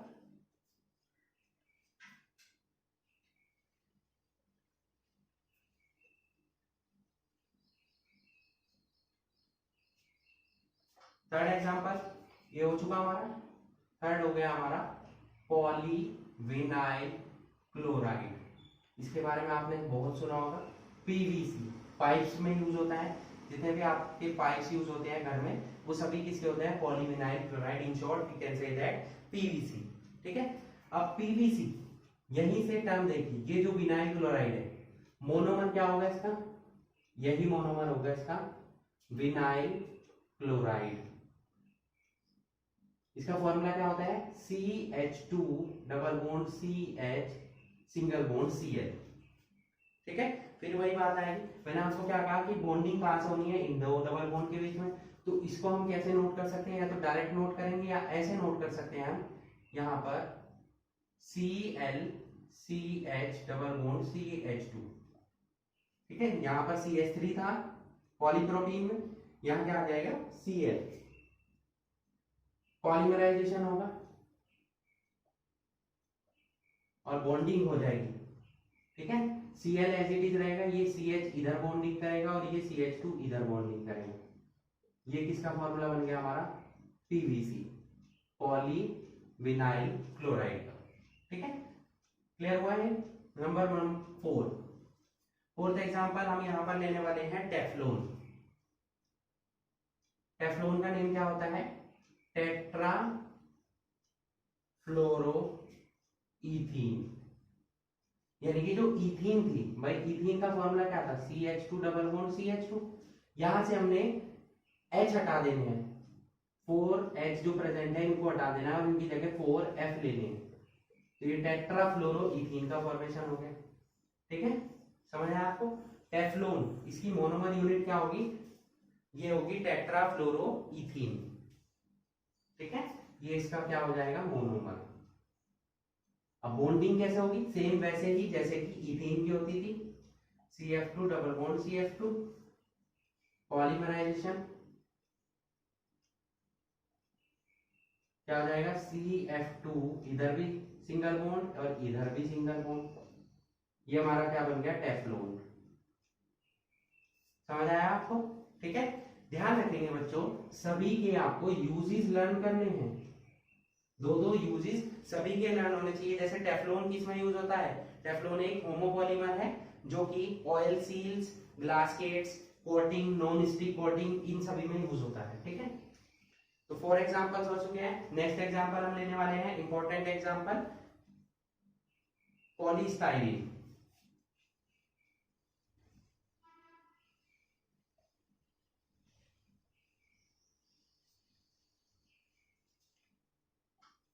यहाँ फोर्थ हमने कौन सा पढ़ा, टेफ्लॉन, और फिफ्थ हम पढ़ने वाले हैं पॉलीस्टाइरीन, जो कि मैं पढ़ा भी चुका हूं आपको। ठीक है, इसका मोनोमर यूनिट क्या होगी, मोनोमर यूनिट क्या होगी इसकी, भाई पॉलीस्टाइरीन है तो किससे मिलकर बना होगा, स्टाइरीन से। और स्टाइरीन की स्ट्रक्चर आपने पढ़ चुके हैं, क्या होती है, ये बेंजीन पर CH और CH2 जब ये ग्रुप जुड़ता है तो ये क्या हो जाती है, स्टाइरीन। ठीक है, तो पॉलीस्टाइरीन कैसे बनेगी बच्चों, पॉलीस्टाइरीन कैसे बनेगी, यहां पर CH2 CH double bond CH2, ये हमारा मॉलिक्यूल किसका आ गया यहाँ पर, ये किसका आ गया हमारा, स्टाइरीन का। ठीक है, तो यहां पर बॉन्डिंग होगी, N मॉलिक्यूल्स लेंगे, पॉलीमराइजेशन होगा और क्या बनेगा,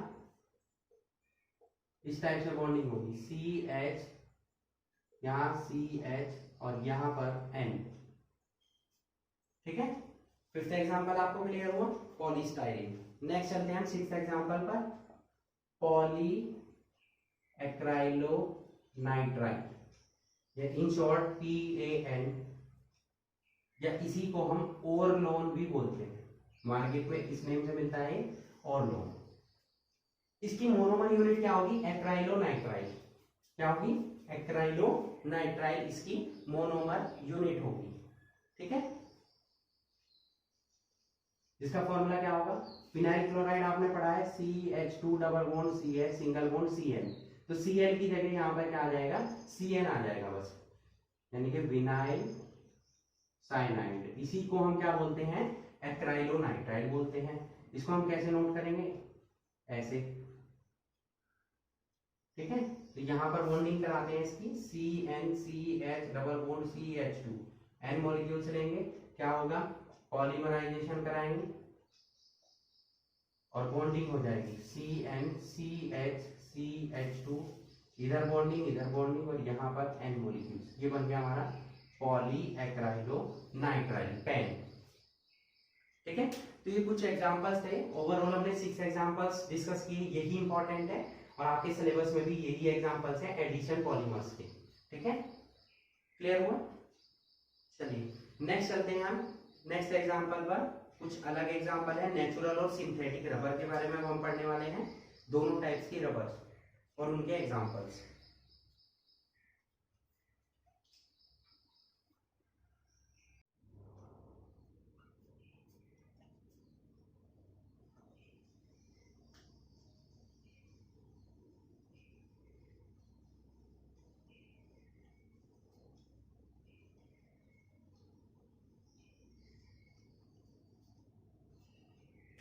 नेक्स्ट हेडिंग है हमारा नेचुरल रबर। पहले हम नेचुरल रबर के बारे में पढ़ेंगे और फिर पढ़ेंगे सिंथेटिक रबर और उसके टाइप्स के बारे में। नेचुरल रबर क्या होती है? जो नेचुरली हमें प्राप्त होती है। ठीक है, रबर ये कहां से मिलती है हमें? ये कहां से मिलती है? लेटेक्स ऑफ रबर प्लांट से मिलती है। ठीक है, इसकी मोनोमर यूनिट क्या होती है? मोनोमर यूनिट होती है इसकी आइसोप्रीन। क्या होती है मोनोमर यूनिट इसकी? आइसोप्रीन। ठीक है, इसका फॉर्मूला क्या होगा बच्चों? देखिए 1,3-ब्यूटाडाइन आपने पढ़ा है, CH2 double bond CH single bond CH double bond CH2। ये फॉर्मूला था हमारा 1,3-ब्यूटाडाइन का। आपको कुछ नहीं करना है, यहां से क्या करना है, एक H को रिप्लेस करना है CH3 से। सिंपल, किसका फॉर्मूला बन जाएगा? आइसोप्रीन का। ठीक है, यही आइसोप्रीन हमारी क्या करेगी? बॉन्डिंग करेगी पॉलीमराइजेशन के थ्रू। तो बॉन्डिंग कहां होगी बच्चों? इस कार्बन पर, इस कार्बन पर। ये डबल बॉन्ड कहां शिफ्ट हो जाएंगे? यहां। ठीक है, तो CH2 यहां एज इट इज रहेगा, यहां आ जाएगा CH3, दोनों के बीच में डबल बॉन्ड, यहां आ जाएगा CH और यहां क्या आ जाएगा? CH2 single bond. ये बन गया हमारा क्या? पॉली आइसोप्रीन, जिसको हम क्या बोलते हैं? Natural rubber. ठीक है, पॉली आइसोप्रीन के बन गया। इतना समझ आया आपको? अब देखिए, जो नेचुरल रबर होती है, in natural rubber, natural rubber में हमेशा सिस आइसोमर मिलता है आइसोप्रीन का। देखिए आइसोप्रीन भी दो फॉर्म में मिलती है, सिस और ट्रांस। तो नेचुरल रबर में जो कंपोनेंट होता है वो होता है सिस आइसोमर। नेचुरल रबर में कभी भी ट्रांस आइसोमर नहीं बनता है। तो स्ट्रक्चर कैसी हो जाएगी सिस आइसोमर के बेसिस पर? इसकी देख लेते हैं। CH3 CH यहां हो जाएगा CH2 CH2। सिमिलरली दूसरा मॉलिक्यूल आ जाएगा यहां पर, सिस आइसोमर हो गया। सिस आइसोमर किसको बोलते हैं? जिसमें दो कंपोनेंट एक साइड एक जैसे हो, ये दोनों एक जैसे हैं। थर्ड आ जाएगा यहाँ पर। इस टाइप से बॉन्डिंग होती चली जाएगी और भी मॉलिक्यूल्स की। बॉन्डिंग कहाँ होगी? CH2 के बेसिस पे ये आगे वाले से करेगा, इसकी बॉन्डिंग इससे होगी, इसकी बॉन्डिंग इससे होगी और ये आगे करेगा। तो इस टाइप से हमारी फॉर्मेशन हो जाएगा किसका? सिस पॉली आइसोप्रीन, जिसको हम क्या बोलते हैं? Natural rubber. ध्यान रखेंगे नेचुरल रबर में केवल और केवल सिस आइसोमर प्रेजेंट होता है आइसोप्रीन का। ट्रांस आइसोमर भी यूज होता है बट वो नेचुरल रबर में यूज नहीं होता है, ना ही उसमें पाया जाता है। क्लियर हुआ आपको? समझ आया नेचुरल रबर का टॉपिक? फॉर्मूला समझ आया इसको? अब देखिए इसमें एक इंपॉर्टेंट टर्म यूज होती है, वो टर्म है वल्कनाइजेशन ऑफ रबर। अब हम उसके बारे में डिस्कस करते हैं। और वो यूज होती है केवल और केवल नेचुरल रबर के लिए।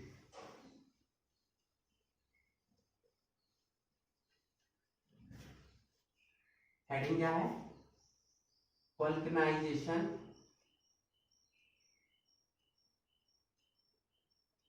Of rubber. ये टर्म क्या है? वल्कनाइजेशन का मतलब क्या हुआ कि जो नेचुरल रबर है उसकी फिजिकल क्वालिटी, ठीक है, और उसकी फिजिकल प्रॉपर्टीज को हम चेंज कर सकते हैं। ठीक है, जैसे कि फिजिकल प्रॉपर्टीज क्या होती है? टेंसिल स्ट्रेंथ, यानी कि स्ट्रेचेबल हो या ना हो, स्ट्रेचेबल वो होती है या नहीं होती है, उसकी टफनेस। तो जितने भी फिजिकल प्रॉपर्टीज और क्वालिटीज होती हैं उनको अगर हम चेंज करते हैं या उसको हम इम्प्रूव करते हैं तो उसी प्रोसेस को हम क्या बोलते हैं, vulcanization of rubber. Means the quality and physical properties of natural rubber like toughness, tensile, stress, strength, etc. can be changed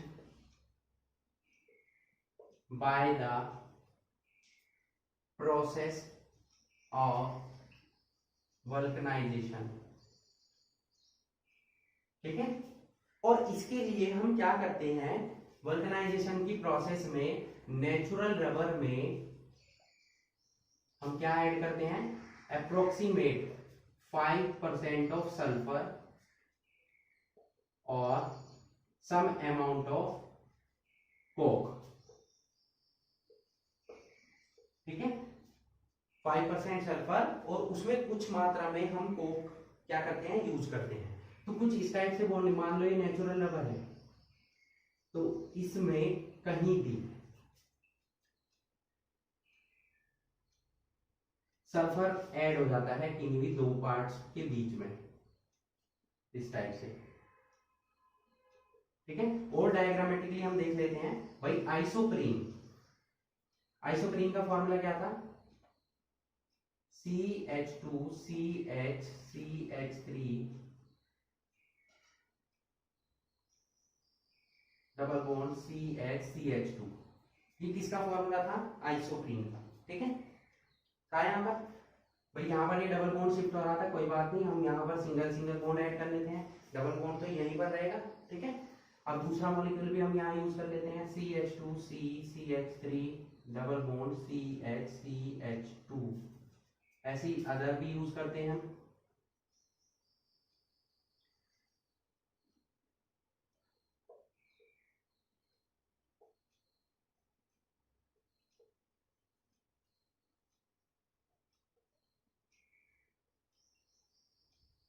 ये हमने यहाँ पर कुछ मॉलिक्यूल्स ले लिए आइसोप्रीन के। अब देखिए बॉन्डिंग कैसे होगी, ये दोनों तो एक दूसरे से अटैच हो जाएंगे क्योंकि सिंगल सिंगल बॉन्ड है। ठीक है, ये इधर अटैच हो जाएगा, ये इधर। अब देखिए डबल बॉन्ड कहाँ रह गया, यहाँ पर, इन दोनों के बीच में डबल बॉन्ड है, तो यहाँ से डबल बॉन्ड सिंगल बॉन्ड में कन्वर्ट हो जाएगा और इन दोनों के बीच में क्या ऐड आ जाएगा, सल्फर, जो कि हमने ऐड किया है यहाँ भी, जितने भी मॉलिक्यूल्स होंगे। ठीक है, तो ये जो कंपोनेंट बना है इसको हम क्या बोलते हैं, वल्कनाइजेशन ऑफ रबर। मतलब उसकी स्मूथनेस को, टफनेस को, स्ट्रेंथ को, टेंसिल स्ट्रेंथ को हमने इंक्रीज कर दिया, उसमें थोड़ी सी अमाउंट में सल्फर और कोक को ऐड करके। ठीक है, इस प्रोसेस को हम क्या बोलते हैं, वल्कनाइजेशन ऑफ रबर। और इंपॉर्टेंट है, एग्जाम में बार बार पूछी जाती है। ठीक है, सो प्लीज नोट इट।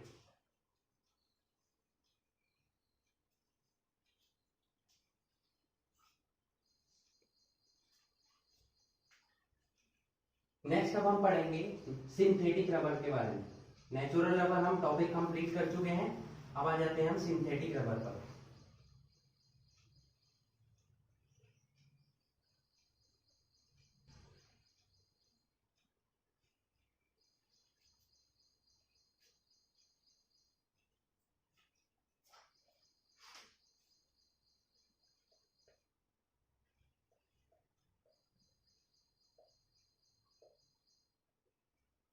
देखिए जितनी भी नेचुरल रबर हैं उनमें थोड़े बहुत हम क्या कर देते हैं, चेंजेस कर देते हैं उनकी प्रॉपर्टीज में। ठीक है, क्लियर हुआ। तो वो क्या हो जाती है, सेमी सिंथेटिक रबर हो जाती है। बट सिंथेटिक रबर क्या होती है, जो कंप्लीटली मैन मेड होती है, हमारे द्वारा बनाई हुई होती है, साइंटिस्ट ने इनका डेवलपमेंट किया हुआ है। ठीक है, इनकी प्रॉपर्टीज तो होती है वो सभी सिमिलर नहीं होती है नेचुरल पॉलीमर से, बट सभी डिफरेंट भी नहीं होती है। कुछ प्रॉपर्टीज इनकी सेम होती है, कुछ क्या होती है, डिफरेंट होती है। इनमें जो इंपॉर्टेंट एग्जांपल्स हैं जो आपके सिलेबस में है, वो 3 एग्जांपल हम यहाँ पर डिस्कस करने वाले हैं। नंबर 1 जो डिस्कस करेंगे हम, वो करेंगे नियोप्रीन। ठीक है, नियोप्रीन, इसका मोनोमर क्या होता है, किससे मिलकर बना होता है? इसका मोनोमर होता है क्लोरोप्रीन। क्या होता है? क्लोरोप्रीन। अभी आपने आइसोप्रीन पढ़ा, उसका फॉर्मूला क्या था? CH2 double bond C CH3 CH double bond CH2। ये किसका फॉर्मूला था? आइसोप्रीन का। कुछ नहीं करना है आपको, यहां चेंजेस करना है, CH3 को हटाकर यहां पर Cl ऐड करना है, तो ये किसका फॉर्मूला बन जाएगा? क्लोरोप्रीन। ठीक है, तो यहां पर हम फॉर्मूला नोट कर रहे हैं इसका, CCl CH double bond CH2, n molecules लेंगे और पॉलीमराइजेशन होगा यहाँ पर, फ्री रेडिकल पॉलीमराइजेशन। ठीक है, तो क्या होगा, यहां से डबल बॉन्ड यहां शिफ्ट हो जाएगा, ये दोनों तो यहां शिफ्ट हो जाएंगे, डबल बॉन्ड यहां आ जाएगा, ये दोनों सिंगल बॉन्ड से अटैच हो जाएंगे, CH2 C Cl double bond C H single bond CH2 और यहां पर N। ये हमारा बन गया नियोप्रीन। ठीक है, क्लियर हुआ? समझ आया आपको नियोप्रीन का फॉर्मेशन कैसे होगा और इसका मोनोमर क्या होगा? क्लोरोप्रीन। नंबर 2 एग्जांपल हम यहाँ लेने वाले हैं, जो हमने स्टार्टिंग में भी पढ़ा था, ब्यूना एन या ब्यूना एस पढ़ेंगे पहले, जो स्टार्टिंग में पढ़ा। ठीक है, इसको ही हम SBS रबर भी बोलते हैं। SBS का फुल फॉर्म क्या हो जाएगा? Styrene butadiene synthetic rubber. Word से क्लियर हुआ? ये किससे मिलकर बना होगा? स्टाइरीन से। स्टाइरीन का फॉर्मूला क्या था? ये जो स्टार्टिंग में आपको पढ़ाया गया है, इसका फॉर्मूला है स्टाइरीन का, और प्लस ब्यूटाडाइईन, मतलब 1,3 ब्यूटाडाइईन जो हम यूज करते आ रहे हैं, 1,3 ब्यूटाडाइईन, दोनों की बॉन्डिंग होगी। बॉन्डिंग इसकी यहां नहीं होगी, बॉन्डिंग कहां होगी? डबल बॉन्ड के साथ। ये मैंने आपको सिखा दिया है स्टार्टिंग में। ठीक है, तो यहाँ हम इसको नीचे नोट कर लेते हैं। स्टाइरीन ये हमारा प्रेजेंट हो गया यहाँ पर, इस पर CH, इधर बॉन्ड आ जाएगा, सिंगल बॉन्ड CH2, ये बॉन्डिंग करेगा इससे, तो डबल बॉन्ड कहां शिफ्ट हो जाएगा? इन दोनों कार्बन्स के बीच में। ओके, तो ये हमारा बन गया SBS, synthetic butadiene styrene, styrene butadiene synthetic rubber, जिसको हम क्या बोलते हैं? Buna S. ठीक है, इसी तरीके का एक और कंपोनेंट भी हमारे पास प्रेजेंट है रबर की फॉर्म में, जिसको हम क्या बोलते हैं? Buna N. क्या बोलते हैं? Buna N. दोनों में डिफरेंस क्या है? दोनों में डिफरेंस, स्टाइरीन तो दोनों में एज इट इज प्रेजेंट रहेगा, बट ब्यूटाडाइईन तो एज इट इज प्रेजेंट रहेगा, बट यहां पर चेंज हो जाएगा, किसमें? स्टाइरीन में। ठीक है, ये हम यूज करेंगे ब्यूना एन। ब्यूटाडाइईन तो एज इट इज रहेगा, CH2 ये। ठीक है, दूसरा कंपोनेंट हम यहां पर लेंगे एक्राइलोनाइट्राइल, या जिसको हम क्या बोलते थे? Vinyl cyanide, CnCH CH2, vinyl cyanide. अब देखिए बॉन्डिंग कहां होगी? ये दोनों डबल बॉन्ड है, तो यहीं पर बॉन्डिंग होनी स्टार्ट हो जाएगी। ये रहेगा Cn as it is, CH single bond यहां आ जाएगा, यहां भी सिंगल बॉन्ड आ जाएगा, ये इससे अटैच हो जाएगा, जैसा कि होता आ रहा है भाई सभी एग्जांपल्स में सेम है।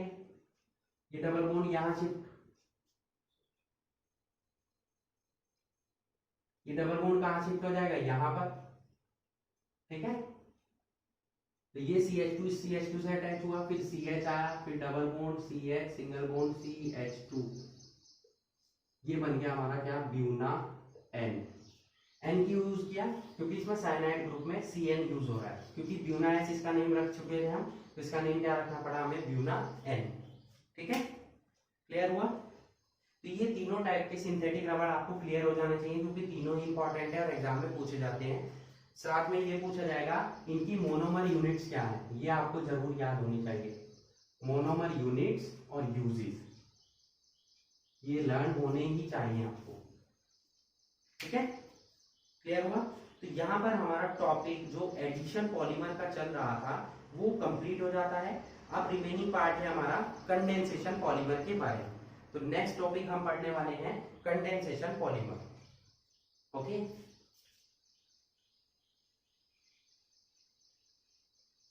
वीडियो पॉज करके बेटा हैंड टू हैंड नोट कर लीजिए, नोट्स बना लीजिए, ठीक है, क्योंकि एग्जाम टाइम में आपके नोट्स ही आपके काम आएंगे।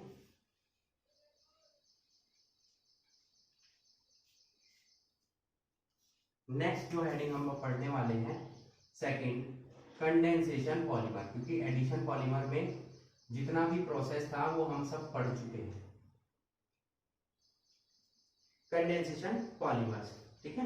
देखिए कंडेंसेशन पॉलीमर क्या होता है, कब बनते हैं। एडिशन पॉलीमर में क्या होता है, एक मोनोमर दूसरे मोनोमर से अटैच हो जाता है, यहां भी अटैचमेंट होगा, बॉन्डिंग होगी, बट यहां पर साथ में रिमूवल भी होगा, ठीक है। रिमूवल किसका होगा, रिमूवल ऑफ स्मॉल मॉलिक्यूल्स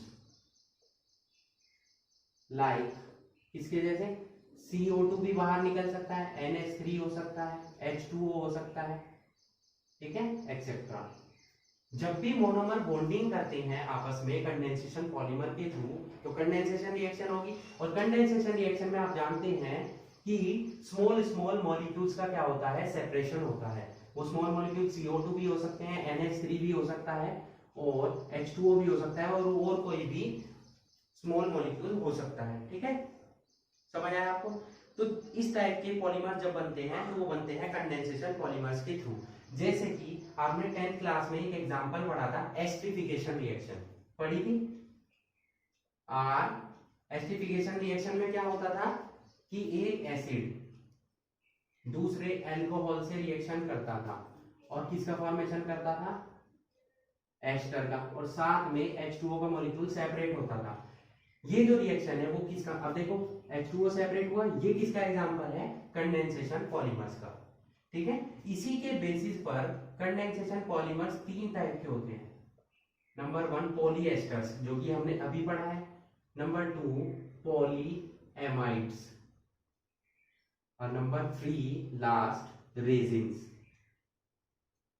ठीक है। वन बाय वन हम इन्हें डिस्कस करेंगे। नंबर 1 जो हम डिस्कस कर रहे हैं वो कर रहे हैं पॉलीएस्टर्स को,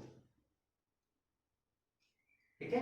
पॉलीएस्टर्स अभी आपने पढ़ा कि किसके एग्जांपल होंगे, कैसे पढ़े जाएंगे, कंडेंसेशन पॉलीमर्स के थ्रू इनका फॉर्मेशन होगा, ठीक है। तो इनके जो एग्जांपल पढ़ेंगे हम, नंबर 1 पढ़ने वाले हैं इसके टेरिलीन, या इसी को हम क्या बोलते हैं, डेक्रोन। इस नेम को आपने सुना हुआ होगा। टेरिलीन भले ही आपने नहीं सुना हो, पर डेक्रोन पॉलीमर, जैसे रेयोन होता है ऐसे डेक्रोन होता है, ये किससे मिलकर बना होता है, इसकी मोनोमर यूनिट्स क्या होती हैं, ठीक है। तो मोनोमर यूनिट्स इसकी होती है टेरथैलिक एसिड और इथाइलिन ग्लाइकोल। मैं स्ट्रक्चर ड्रॉ कर लेता हूं, आपको अच्छे से क्लियर हो जाएगा। फर्स्ट जो इसकी मोनोमर यूनिट होती है वो क्या होती है, टेरथैलिक एसिड। वो क्या होता है, देखिए यहां पर बेंजीन प्रेजेंट है, यहां पर COOH ग्रुप अटैच होगा, इधर भी क्या होगा, COOH ग्रुप अटैच होगा, तो ये बन जाता है हमारा टेरथैलिक एसिड, ठीक है। फर्स्ट मोनोमर यूनिट तो ये हुई, इसके हम N मॉलिक्यूल्स लेंगे, प्लस दूसरी होगी इथाइलिन ग्लाइकोल, जिसका फॉर्मूला क्या होता है, OH CH2CH2OH, ये हमारा इथाइलिन ग्लाइकोल। जब इन दोनों के बीच में बॉन्डिंग होती है, कौन सी, कंडेंसेशन पॉलीमराइजेशन, यहाँ आप नोट कर सकते हैं, मैं शॉर्ट में नोट कर रहा हूं, कंडेंसेशन पॉलीमराइजेशन, ठीक है।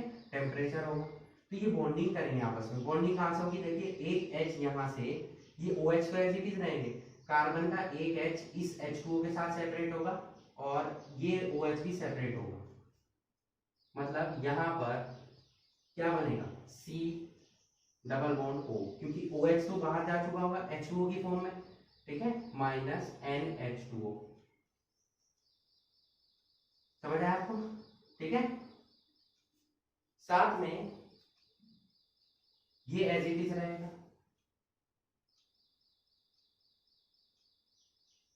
रहा एज इट इज, ये हो जाएगा C डबल बॉन्ड O।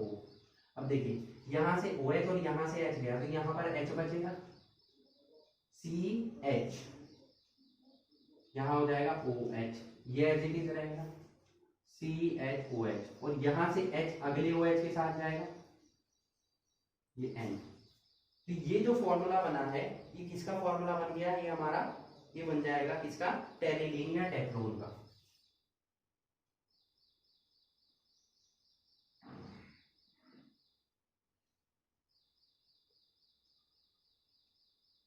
ठीक है, समझ आया आपको?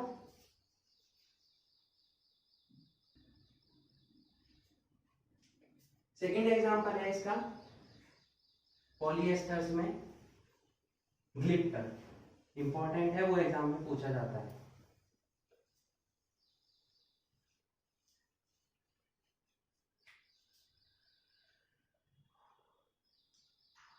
ग्लिप्टर, ठीक है, ग्लिप्टर और जो डेक्रोन है दोनों में थोड़ा सा ही डिफरेंस है, वहां पर टेरथैलिक एसिड यूज होता है, यहां पर आइसोथैलिक यूज होगा। यहां पर COOH यहां अटैच होगा, इसको हम क्या बोलते हैं, या ओपनली करके इसको नोट कर लेते हैं हम, ओपन। ये स्ट्रक्चर हुई हमारी आइसोथैलिक एसिड, ठीक है। Ethylene glycol as it is रहेगा, यहां पर भी NOH CH2CH2OH, ठीक है। बॉन्डिंग वही होगी ऑक्सीजन से, यहां से H जाएगा और यहां से इसको ऐसे नोट कर लेते हैं OH। तो ये हाइड्रोजन, इस तरीके से वाटर मॉलिक्यूल सेपरेट हो जाएगा, कंडेंसेशन पॉलीमराइजेशन होगा। तो फॉर्मूला क्या बन जाएगा, यहाँ पर ये C डबल बॉन्ड O, ठीक है, एज इट इज रहेगा। दूसरे पार्ट में क्या होगा, H जाएगा, तो यहाँ पर क्या बॉन्डिंग हो जाएगी, C डबल बॉन्ड O, यहाँ ऑक्सीजन के थ्रू, इस टाइप से, ठीक है, समझ आया अपना। दूसरे पार्ट पर भी क्या हो जाएगा, यहाँ पर C डबल बॉन्ड O, यहाँ पर ऑक्सीजन। अब ये अटैच किससे होगा, यहाँ CH2 सिंगल बॉन्ड CH2, ठीक है, क्लियर हुआ है ना। उसके बाद देखिए CH2 ये H तो जा चुका है, रिमेनिंग क्या है यहाँ पर, ऑक्सीजन। ये ऑक्सीजन बॉन्डिंग करेगा, मतलब दोनों साइड ऑक्सीजन के थ्रू ही बॉन्डिंग होगी, जैसे कि प्रीवियस किसमें हो रही थी, टेरेलीन या डेक्रोन में, ठीक है। ये जो फॉर्मूला बना है किसका बन गया, ग्लिप्टर। ये दोनों एग्जांपल किसके एग्जांपल थे, हमारे पॉलीएस्टर्स के, ठीक है। नेक्स्ट चलते हैं हम एग्जांपल्स पर, अब पॉलीएमाइड्स के एग्जांपल्स पर, ठीक है, क्योंकि इससे रिलेटेड क्वेश्चन एग्जाम में आता ही आता है और एग्जांपल भी इंपॉर्टेंट है इसके, पॉलीएमाइड्स।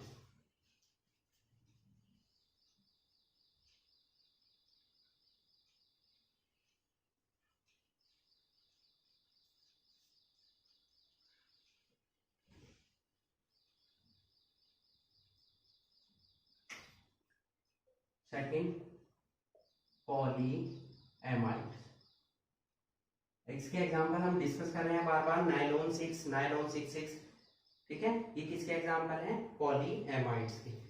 तो फर्स्ट एग्जांपल हम इसके लेने वाले हैं नाइलॉन 6। अभी 6 वर्ड क्या डिनोट करता है, अभी हम इसको डिस्कस करेंगे।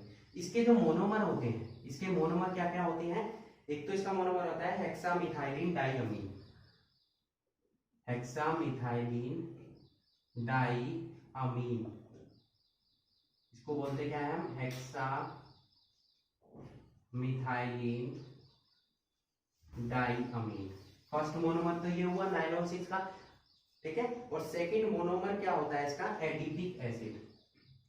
क्या होता है, एडिपिक एसिड, जिसका फॉर्मूला क्या होता है, COOH CH2 की power whole 4 COOH, adipic acid. अब यहां आप ध्यान दीजिए, इसमें कितने कार्बन प्रेजेंट है, 6, इसमें कितने कार्बन है, 4, 5, 6, तो दोनों में 6 कार्बन प्रेजेंट होने की वजह से ही इसको हमने क्या नेम दिया, नाइलॉन 6। इसकी मोनोमर यूनिट्स क्या होगी, हेक्सामिथाइलिन डायमीन और एडिपिक एसिड, ये दोनों इसकी क्या है, मोनोमर यूनिट है।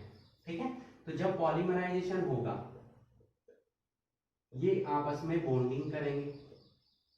बॉन्डिंग कैसे होगी, देखिए NH, यहां से हाइड्रोजन जाएगा, यहां से क्या जाएगा OH, तो ये दोनों सेपरेट हो जाएंगे। यहां क्या रहेगा एज इट इज, देखिए क्या हो जाएगा, यहां बनेगा ये NH, क्योंकि हाइड्रोजन दूसरे के साथ बॉन्डिंग कर लेगा अगले मॉलिक्यूल के साथ, NH बचेगा, यहाँ क्या बचेगा फिर CH2 की power whole 6 as it is, फिर क्या आएगा NH, क्योंकि इसका हाइड्रोजन किसके साथ बॉन्डिंग करेगा, इस कार्बन के OH के साथ। यहाँ क्या आ जाएगा C, साथ में क्या है ऑक्सीजन, यानी कि डबल बॉन्ड के साथ, क्योंकि कार्बन कार्बोक्सिलिक एसिड में कार्बन ऑक्सीजन डबल बॉन्ड है। यहाँ आ जाएगा CH2 की पावर होल 4, और रिमेनिंग क्या बचा है यहाँ पर, ये OH चला जाएगा अगले मॉलिक्यूल के साथ, केवल और केवल क्या बचेगा यहाँ पर C डबल बॉन्ड O, और यहाँ बॉन्ड। अब देखिए ये किस बॉन्ड के थ्रू जुड़े हैं, ये कौन सा बॉन्ड पढ़ा था ये आपने, पेप्टाइड बॉन्ड। तो नायलॉन 6 का फॉर्मेशन किस बॉन्ड के थ्रू होता है, पेप्टाइड बॉन्ड के थ्रू होता है। और ये फॉर्मूला किसका हो गया बच्चों, नायलॉन 6 का। ठीक है, तो इस तरीके से हेक्सामिथाइलिन डायमीन और एडिपिक एसिड मोनोमर्स की हेल्प से पॉलीमराइजेशन रिएक्शन के थ्रू और पेप्टाइड बॉन्ड के फॉर्मेशन के थ्रू किसका फॉर्मेशन होता है, नायलॉन 6 का। ठीक है, समझ आया आपको। नेक्स्ट एग्जांपल है इसका, सेकंड एग्जांपल, इसी में थोड़ा सा चेंज करेंगे हम। सेकंड एग्जांपल है इसका नायलॉन 610। ठीक है, नायलॉन 6 तो ये एज इट इज रहेगा हेक्सामिथाइलिन डायमीन, यहां चेंजेस होंगे। यहां चेंजेस क्या होंगे, CH2 की पावर होल 4 की जगह हम होल 8 यूज करेंगे। अब कितने कार्बन हो गए, 8 9 10, तो इसलिए नायलॉन 610 है इसका नेम। इस ये जो कंपाउंड है इसका नेम क्या है, सेबासिक एसिड। क्या नेम है इसका, पहले वाला क्या था एडिपिक एसिड, और ये है सेबासिक एसिड। वैसे एग्जाम में नायलॉन 6 ही ज्यादा पूछा जाता है, तो यहाँ पर कोई चेंजेस नहीं करना आपको, केवल चेंजेस यहाँ करने हैं। यहाँ आ जाएगा CH2 की पावर होल 8, और ये बन जाएगा आपका नायलॉन 610, सेकेंड एग्जाम्पल।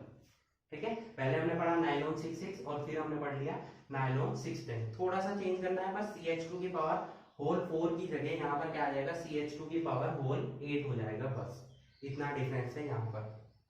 ठीक है, थर्ड एग्जांपल पर चलते हैं इसके, नायलॉन 6 पर।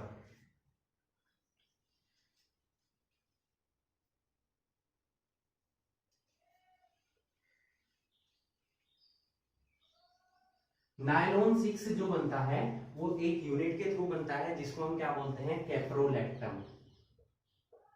कैप्रोलैक्टम, बट ये कैप्रोलैक्टम हमें बना हुआ नहीं मिलता है, पहले हमें इसका फॉर्मेशन करना होगा। अब इसका फॉर्मेशन कैसे होता है, साइक्लोहेक्सेन के थ्रू। ये हमारा क्या प्रेजेंट हो गया यहाँ पर, साइक्लोहेक्सेन। ठीक है, साइक्लोहेक्सेन होता है, 6 कार्बन है और कोई डबल बॉन्ड नहीं है, तो इसका मतलब क्या हो गया, साइक्लोहेक्सेन प्रेजेंट हुआ। इसका हम कराएंगे ऑक्सीडेशन। पहले ये कन्वर्ट होगा साइक्लोहेक्सेनोल में, और फिर दोबारा से ये कन्वर्ट होगा किसमें, साइक्लोहेक्सेनोल में, कीटोन में। पहले एल्कोहल में कन्वर्ट होगा, ये हो जाएगा साइक्लोहेक्सेनोल, और ये हो जाएगा साइक्लोहेक्सेनोल। इतना हुआ, 3 स्टेप में यहां पर आ गए हम हेक्सेनोल पर। अब इसकी रिएक्शन कराएंगे हम किससे, हाइड्रोक्सिल अमीन से, NH2OH से। ठीक है, इसकी रिएक्शन किससे कराएंगे, हाइड्रोक्सिल अमीन से। तो ये कन्वर्ट हो जाएगा यहां पर, देखिए H2O सेपरेट हो जाएगा, यहां क्या आ जाएगा NOH, क्या आ जाएगा, H2O के सेपरेट होने के बाद NOH। अब ये क्या बना है, देखिए किससे बना है, साइक्लोहेक्सेनोन से, इसका नेम क्या हो जाएगा, साइक्लोहेक्सेनोन, और NOH जिसमें प्रेजेंट होता है वो क्या बन जाता है, ऑक्सीन। तो इसका नेम क्या हो गया, साइक्लोहेक्सेनोन ऑक्सीन। अब इस साइक्लोहेक्सेनोन ऑक्सीन की हम क्या कराएंगे, रिएक्शन कराएंगे किससे, कंसंट्रेटेड H2SO4 से। यहां पर रीअरेंजमेंट होगा, इस रीअरेंजमेंट को हम क्या बोलते हैं, बैकमैन्स रीअरेंजमेंट, क्योंकि ये रिएक्शन बैकमैन एक साइंटिस्ट थे, उन्होंने दी थी, उन्हीं के नेम पर इस रीअरेंजमेंट को हम क्या बोलते हैं, बैकमैन्स रीअरेंजमेंट। तो यहाँ पर ये 6 मेंबर्ड रिंग से 7 मेंबर्ड रिंग में कन्वर्ट हो जाएगा इस टाइप से,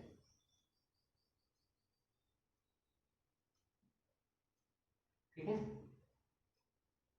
यहां पर क्या आ जाएगा, 6 मेंबर्ड रिंग। अब देखिए कितने हैं, 1 2 3 4 5 6 7, ठीक है। तो यहाँ पर ये 7 मेंबर्ड रिंग में कन्वर्ट हो गया।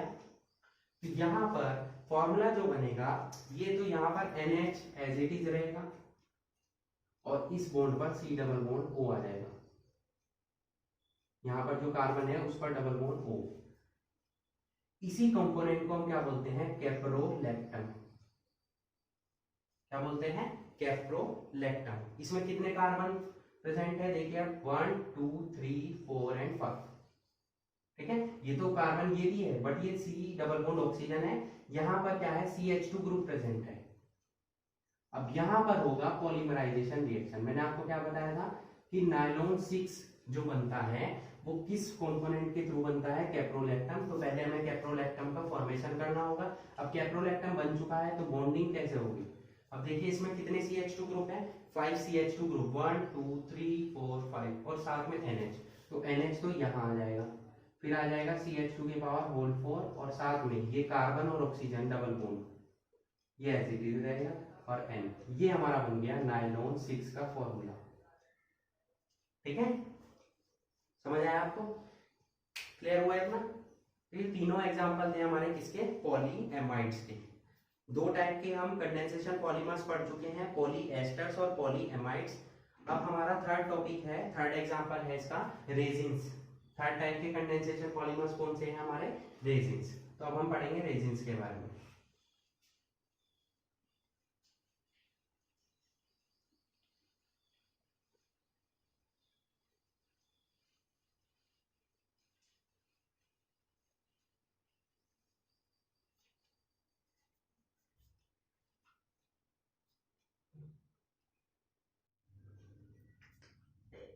थर्ड टाइप का कंडेंसेशन पॉलीमर है हमारा रेजिन्स। इसमें फर्स्ट एग्जांपल हम लेंगे मेलामिन फॉर्मल्डिहाइड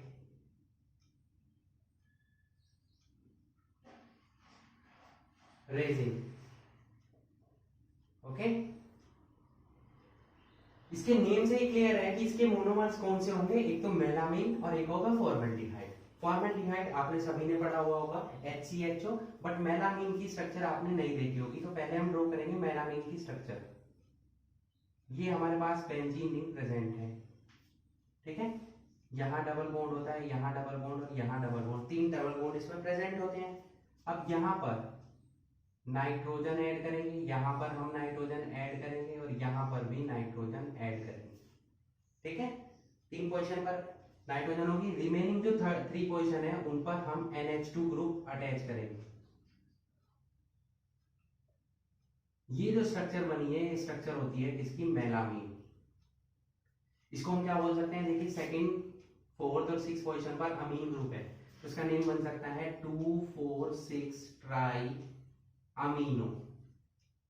और 3 पर नाइट्रोजन ग्रुप है, तो कौन कौन सी पोजीशन पर, 1 3 5 ट्राई। अब 3 नाइट्रोजन एक साथ है, इसका नेम क्या हो जाता है, नाइट्रोजन जो कंपाउंड्स होते हैं, एजो कंपाउंड्स होते हैं, इसका नेम हो जाएगा एजीन।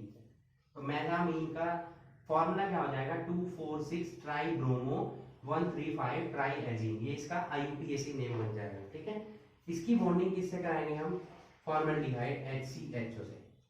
तो पहले एक इंटरमीडिएट बनेगा, ये यहां पर H इसके साथ अटैच हो जाएगा, यहां पर N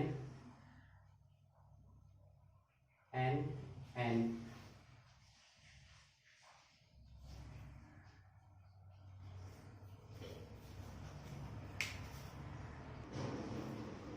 तो यहां पर NH2 एज इट इज रहेगा, ये NH, यहां पर NH2 एज इट इज रहेगा, ठीक है। अब यहां पर NH2 इससे जुड़ेगा, CH2OH का फॉर्मेशन करेगा, ठीक है, क्योंकि एक हाइड्रोजन इसको शिफ्ट करेगा CH2 और OH, ये एज इट इज अटैच हो जाएगा। ये जो हमारा बना, ये रेजिन का इंटरमीडिएट बना। ठीक है, ये बनेगा इंटरमीडिएट। अब उसके बाद क्या होगा कि यहां पर बॉन्डिंग होनी स्टार्ट हो जाएगी। एक मॉलिक्यूल ये इंटरमीडिएट बना, फिर ये दूसरे से बॉन्डिंग करेगा, तो बॉन्डिंग कहाँ होगी, ये OH हट जाएगा यहां से। पहले वो इंटरमीडिएट बनेगा, ठीक है, उसको आप शो कर सकते हैं, नहीं भी कर सकते हैं। यहां से एक H हटेगा, ये बॉन्डिंग यहां करेगा। यहां से एक H हटेगा, वो नीचे वाले से बॉन्डिंग करेगा। ठीक है, तो इस टाइप से अगर हम n मॉलिक्यूल्स लेंगे तो ये जो कंपोनेंट हमारा बना, ठीक है, ये जो कंपोनेंट हमारा बना है, इसी को हम क्या बोलेंगे, मेलामीन फॉर्मेल्डिहाइड रेजिन। पहले मेलामीन और फॉर्मेल्डिहाइड की क्या होगी, आपस में रिएक्शन होगी और एक इंटरमीडिएट बनेगा। उस इंटरमीडिएट के थ्रू क्या बनेगा, हमारा मेलामीन फॉर्मेल्डिहाइड रेजिन बनेगा। ठीक है, यहां पर प्रोसेस में आप डाल देंगे पॉलीमराइजेशन। ठीक है,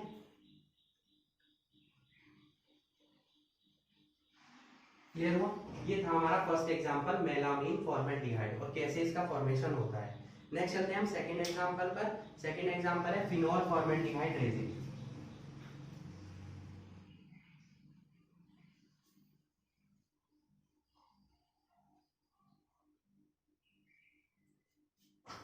सेकंड है फिनोल फॉर्मेल्डिहाइड रेजिन। अब आपने फिनोल भी पढ़ा है, ठीक है, फॉर्मेल्डिहाइड भी पढ़ा है। इन दोनों का जो रेजिन बनता है वो ही होता है हमारा क्या, बेकेलाइट।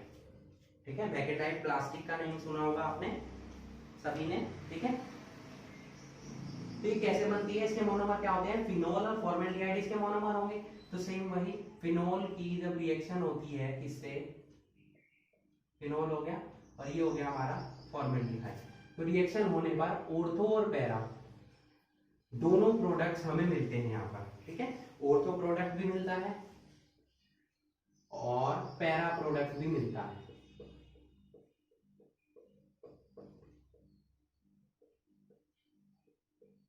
और साथ में दोनों का कॉम्बिनेशन भी मिलता है, बट वो यूज नहीं होता है, इसलिए आप उसे नोट कर भी सकते हैं और नहीं भी। ये तीन टाइप के मॉलिक्यूल्स का फॉर्मेशन होता है, ऑर्थो प्रोडक्ट, पैरा प्रोडक्ट और दोनों का कॉम्बिनेशन। ठीक है, अब पहले क्या होगा, पहले डायरेक्ट बेकेलाइट नहीं बनेगा, पहले एक लीनियर पॉलीमर बनेगा। और वो किसकी हेल्प से बनेगा, जो हमारे पास ये ऑर्थो प्रोडक्ट है।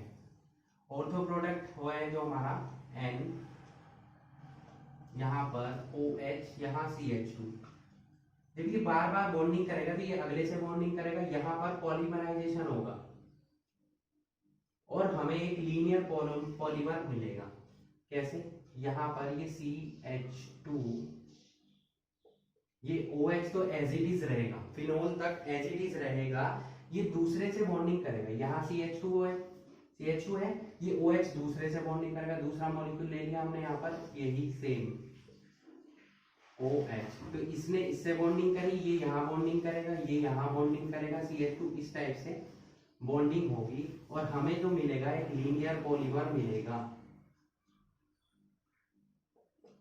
इस लीनियर पॉलीमर को हम क्या बोलते हैं, नेवोलेक। ठीक है, पहले क्या होगा, फिनोल और फॉर्मेल्डिहाइड की बॉन्डिंग होगी, ऑर्थो प्रोडक्ट, पैरा प्रोडक्ट और मेटा दोनों का कॉम्बिनेशन बनेगा। साथ में फिर ऑर्थो प्रोडक्ट पॉलीमराइजेशन के थ्रू एक लीनियर पॉलीमर देगा। इस लीनियर पॉलीमर का नेम क्या होगा, नेवोलेक। यही लीनियर पॉलीमर नेवोलेक आगे जाकर अदर अपने पार्ट से क्या करेगा, बॉन्डिंग करेगा। मतलब एक नेवोलेक प्रोडक्ट दूसरे नेवोलेक प्रोडक्ट से बॉन्डिंग करेगा और किसका फॉर्मेशन करेगा, बेकेलाइट का। ठीक है, ओके। तो अब हम देखते हैं कि बेकेलाइट का फॉर्मेशन कैसे होगा।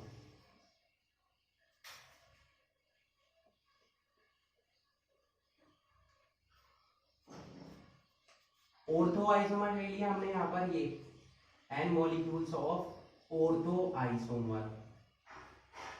सिमिलरली हमने यहाँ पर ले लिए n molecules of para isomer. अब ध्यान देंगे कि बेकेलाइट कैसे बनेगा, उसी टाइप से आपको बनाना है। पॉलीमराइजेशन होगा। कैसे बनेगा? यहां सबसे पहले आप ड्रॉ कर लेंगे फिनोल के मॉलिक्यूल्स।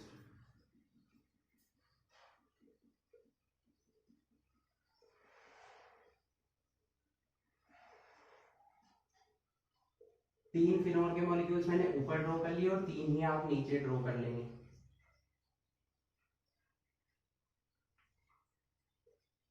उल्टे, ठीक है।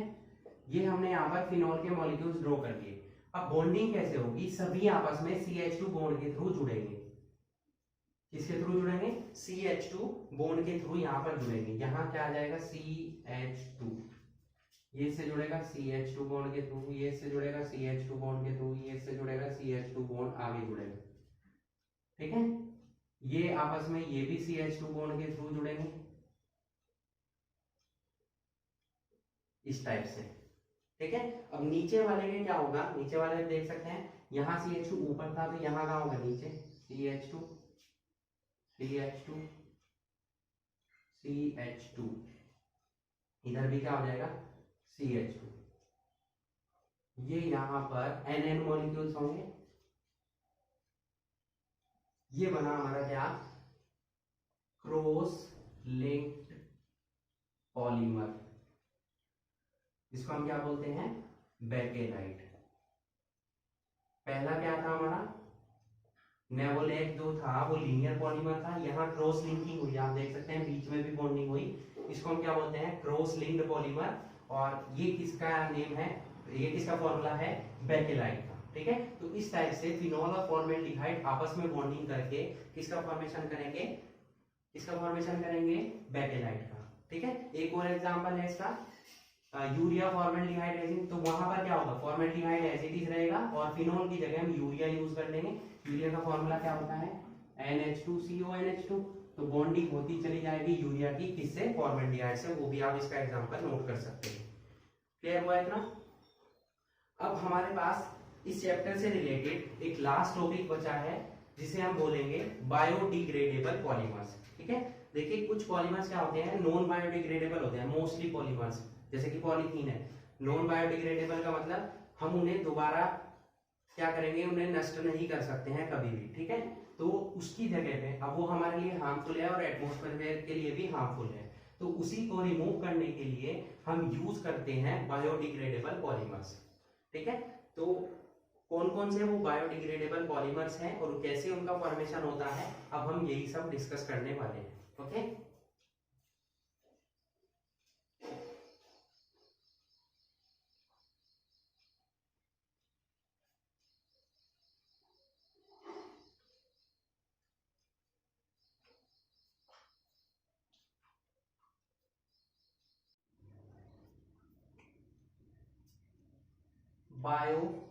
बायोडिग्रेडेबल पॉलीमर्स ऐसे पॉलीमर्स जिनको हम रीयूटिलाइज कर सकते हैं, ठीक है, और जो हमारे एटमॉस्फेयर के लिए हार्मफुल भी ना हो, ठीक है। तो ऐसे कौन कौन से पॉलीमर्स हैं? नंबर 1 जो एग्जांपल हम यूज करेंगे वो करेंगे PHBV। इसका फुल नेम क्या होता है? थोड़ा सा टफ है, याद कर लेंगे आप। पॉली बीटा हाइड्रोक्सी, क्या नेम है? Poly beta hydroxy. यहां पर पी से बना पॉली, फिर बीटा हाइड्रोक्सी, बी से बनेगा ब्यूटाइरेट।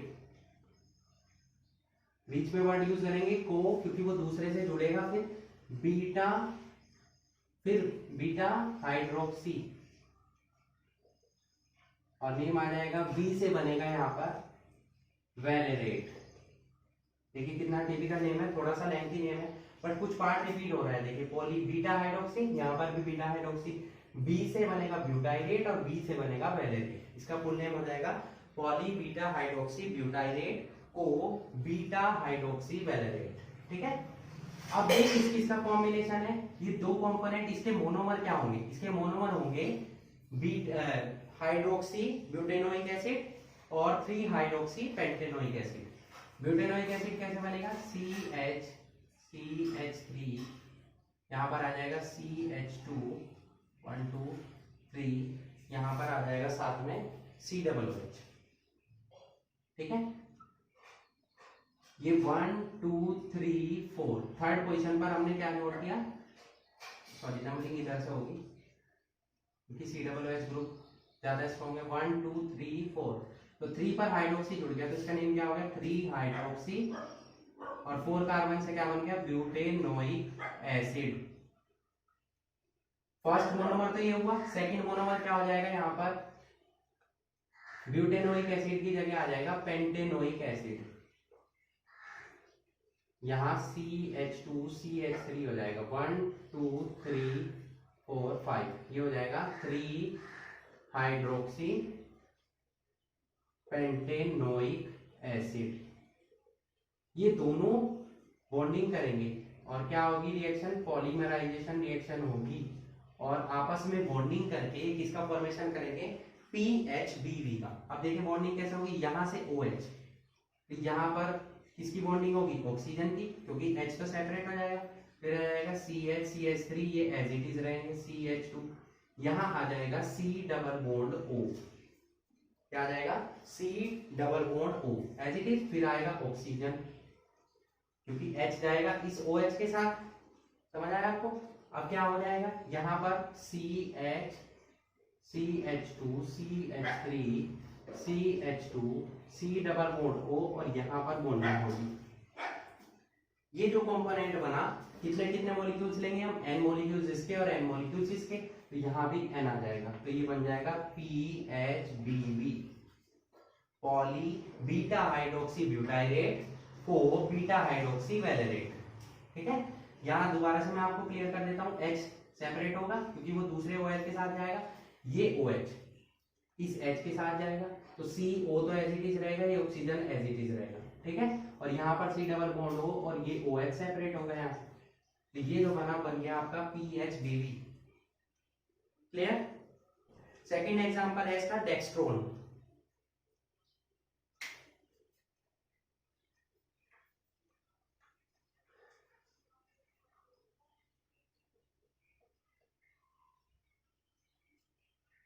सेकेंड एग्जांपल लेंगे हम यहाँ पर इसका डेक्स्ट्रोन, इंपॉर्टेंट है ये भी, सबसे इंपॉर्टेंट है PHBV।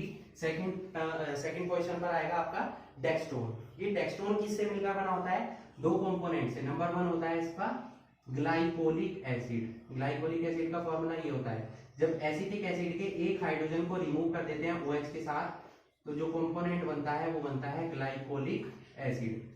फर्स्ट मोनोमर क्या होगा डेक्स्ट्रोन का, ग्लाइकोलिक एसिड, और सेकंड क्या होगा, लैक्टिक एसिड। लैक्टिक एसिड भी इसी के थ्रू हम समझ लेंगे, यहां से एक हाइड्रोजन रिप्लेस करेंगे और क्या जोड़ देंगे, CH3, ये बन गया हमारा क्या, लैक्टिक एसिड। इन दोनों के थ्रू क्या होगा, पॉलीमराइजेशन होगा, पॉलीमराइजेशन रिएक्शन होगी, ये दोनों आपस में क्या करेंगे, बॉन्डिंग। N मॉलिक्यूल्स लेंगे इसके और N मॉलिक्यूल्स लेंगे हम लैक्टिक एसिड के, दोनों लेंगे ग्लाइकोलिक और लैक्टिक एसिड। ठीक है, तो यहाँ पर बॉन्डिंग होनी स्टार्ट हो जाएगी, यहाँ से क्या जाएगा हाइड्रोजन, तो ऑक्सीजन आएगा, यहाँ क्या रहेगा CH2, यहाँ क्या आ जाएगा C डबल बॉन्ड O, यहाँ से क्या आ जाएगा H2O सेपरेट हो जाएगा, आ जाएगा oxygen CH3 C double bond O, और यहाँ पर N। ठीक है, ये जो फॉर्मूला बना, ये किसका फॉर्मूला बन गया बच्चों, डेक्स्ट्रोन का। ठीक है, इसके मोनोमर्स क्या होंगे डेक्स्ट्रोन के, ग्लाइकोलिक एसिड और लैक्टिक एसिड इसके मोनोमर होंगे। अगर एग्जाम में क्वेश्चन आए कि write the name of the monomers of dextron, तो आप क्या नोट करेंगे, glycolic acid and lactic acid. It is a biodegradable polymer. Clear हुआ इतना। अब लास्ट एग्जांपल इसका एक और ले लेते हैं, नायलॉन 2,6। अभी तक आपने पढ़ा था नायलॉन 6, फिर पढ़ा आपने नायलॉन 6,6, नायलॉन 6,10, बट नायलॉन 2,6 ये एक एग्जाम्पल है किसका, वे सभी क्या थे, नॉन बायोडिग्रेडेबल थे, बट ये किसका एग्जाम्पल है, बायोडिग्रेडेबल पॉलीमर का। ठीक है, अब ये किससे मिलकर बना होता है, नायलॉन 2 का मतलब क्या होगा, इसमें कितने कार्बन होंगे, 2 कार्बन होंगे। ठीक है, तो वो कंपोनेंट कौन सा होता है, CH2 COOH NH2। ये फॉर्मूला आपने पढ़ा था लास्ट चैप्टर बायोमोलिक्यूल्स में, किसका फॉर्मूला था ये? ग्लाइसिन, अमीनो एसिड था, ग्लाइसिन अमीनो एसिड का फॉर्मूला था। सेकंड, फर्स्ट मोनोमर तो ये हो गया हमारा, एन मॉलिक्यूल्स लेंगे हम इसके, ग्लाइसिन के। सेकंड होगा हमारा अमीनो कैप्रोइक एसिड, क्या होगा? Amino caproic acid. बस यहां पर क्या करना है, CH2 1 है, यहां कितने होंगे 5, तो ओवरऑल इसमें कितने कार्बन होंगे 6, 2 इसमें है 6 इसमें है, ये है हमारा अमीनो कैप्रोइक एसिड एन। यहां पर भी क्या होगा, पॉलीमराइजेशन, और बॉन्डिंग होने के बाद क्या होगा, देखिए NH, यहाँ क्या बनेगा NH बॉन्डिंग करेगा, फिर क्या आ जाएगा CH2, यहाँ आ जाएगा C डबल बॉन्ड O।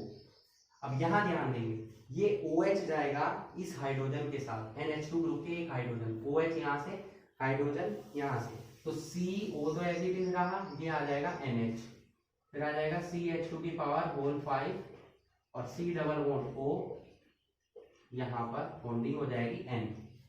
ठीक है, ये जो फॉर्मूला बना है ये किसका बना है, नायलॉन 2,6 का। ठीक है, क्लियर हुआ? तो 3 एग्जांपल हमने डिस्कस किए। फर्स्ट हमने डिस्कस किया PHBV, और फिर डिस्कस किया डेक्स्ट्रोन, और लास्ट में हमने डिस्कस किया नायलॉन 2,6। ये तीनों एग्जांपल इंपॉर्टेंट है किसके लिए, बायोडिग्रेडेबल पॉलीमर्स के लिए। ओके स्टूडेंट्स, यहाँ पर हमारा चैप्टर पॉलीमर कंप्लीट हो जाता है, और एक ही लेक्चर में हमने कंप्लीट लेक्चर में डिस्कस कर लिया है इस कंप्लीट चैप्टर को, पॉलीमर को। ठीक है, अब नेक्स्ट लेक्चर में हम आपके लिए इसके इंपॉर्टेंट प्रीवियस ईयर क्वेश्चन लेकर आएंगे। Okay, so that's it for today, hope you enjoyed the video and thanks for watching.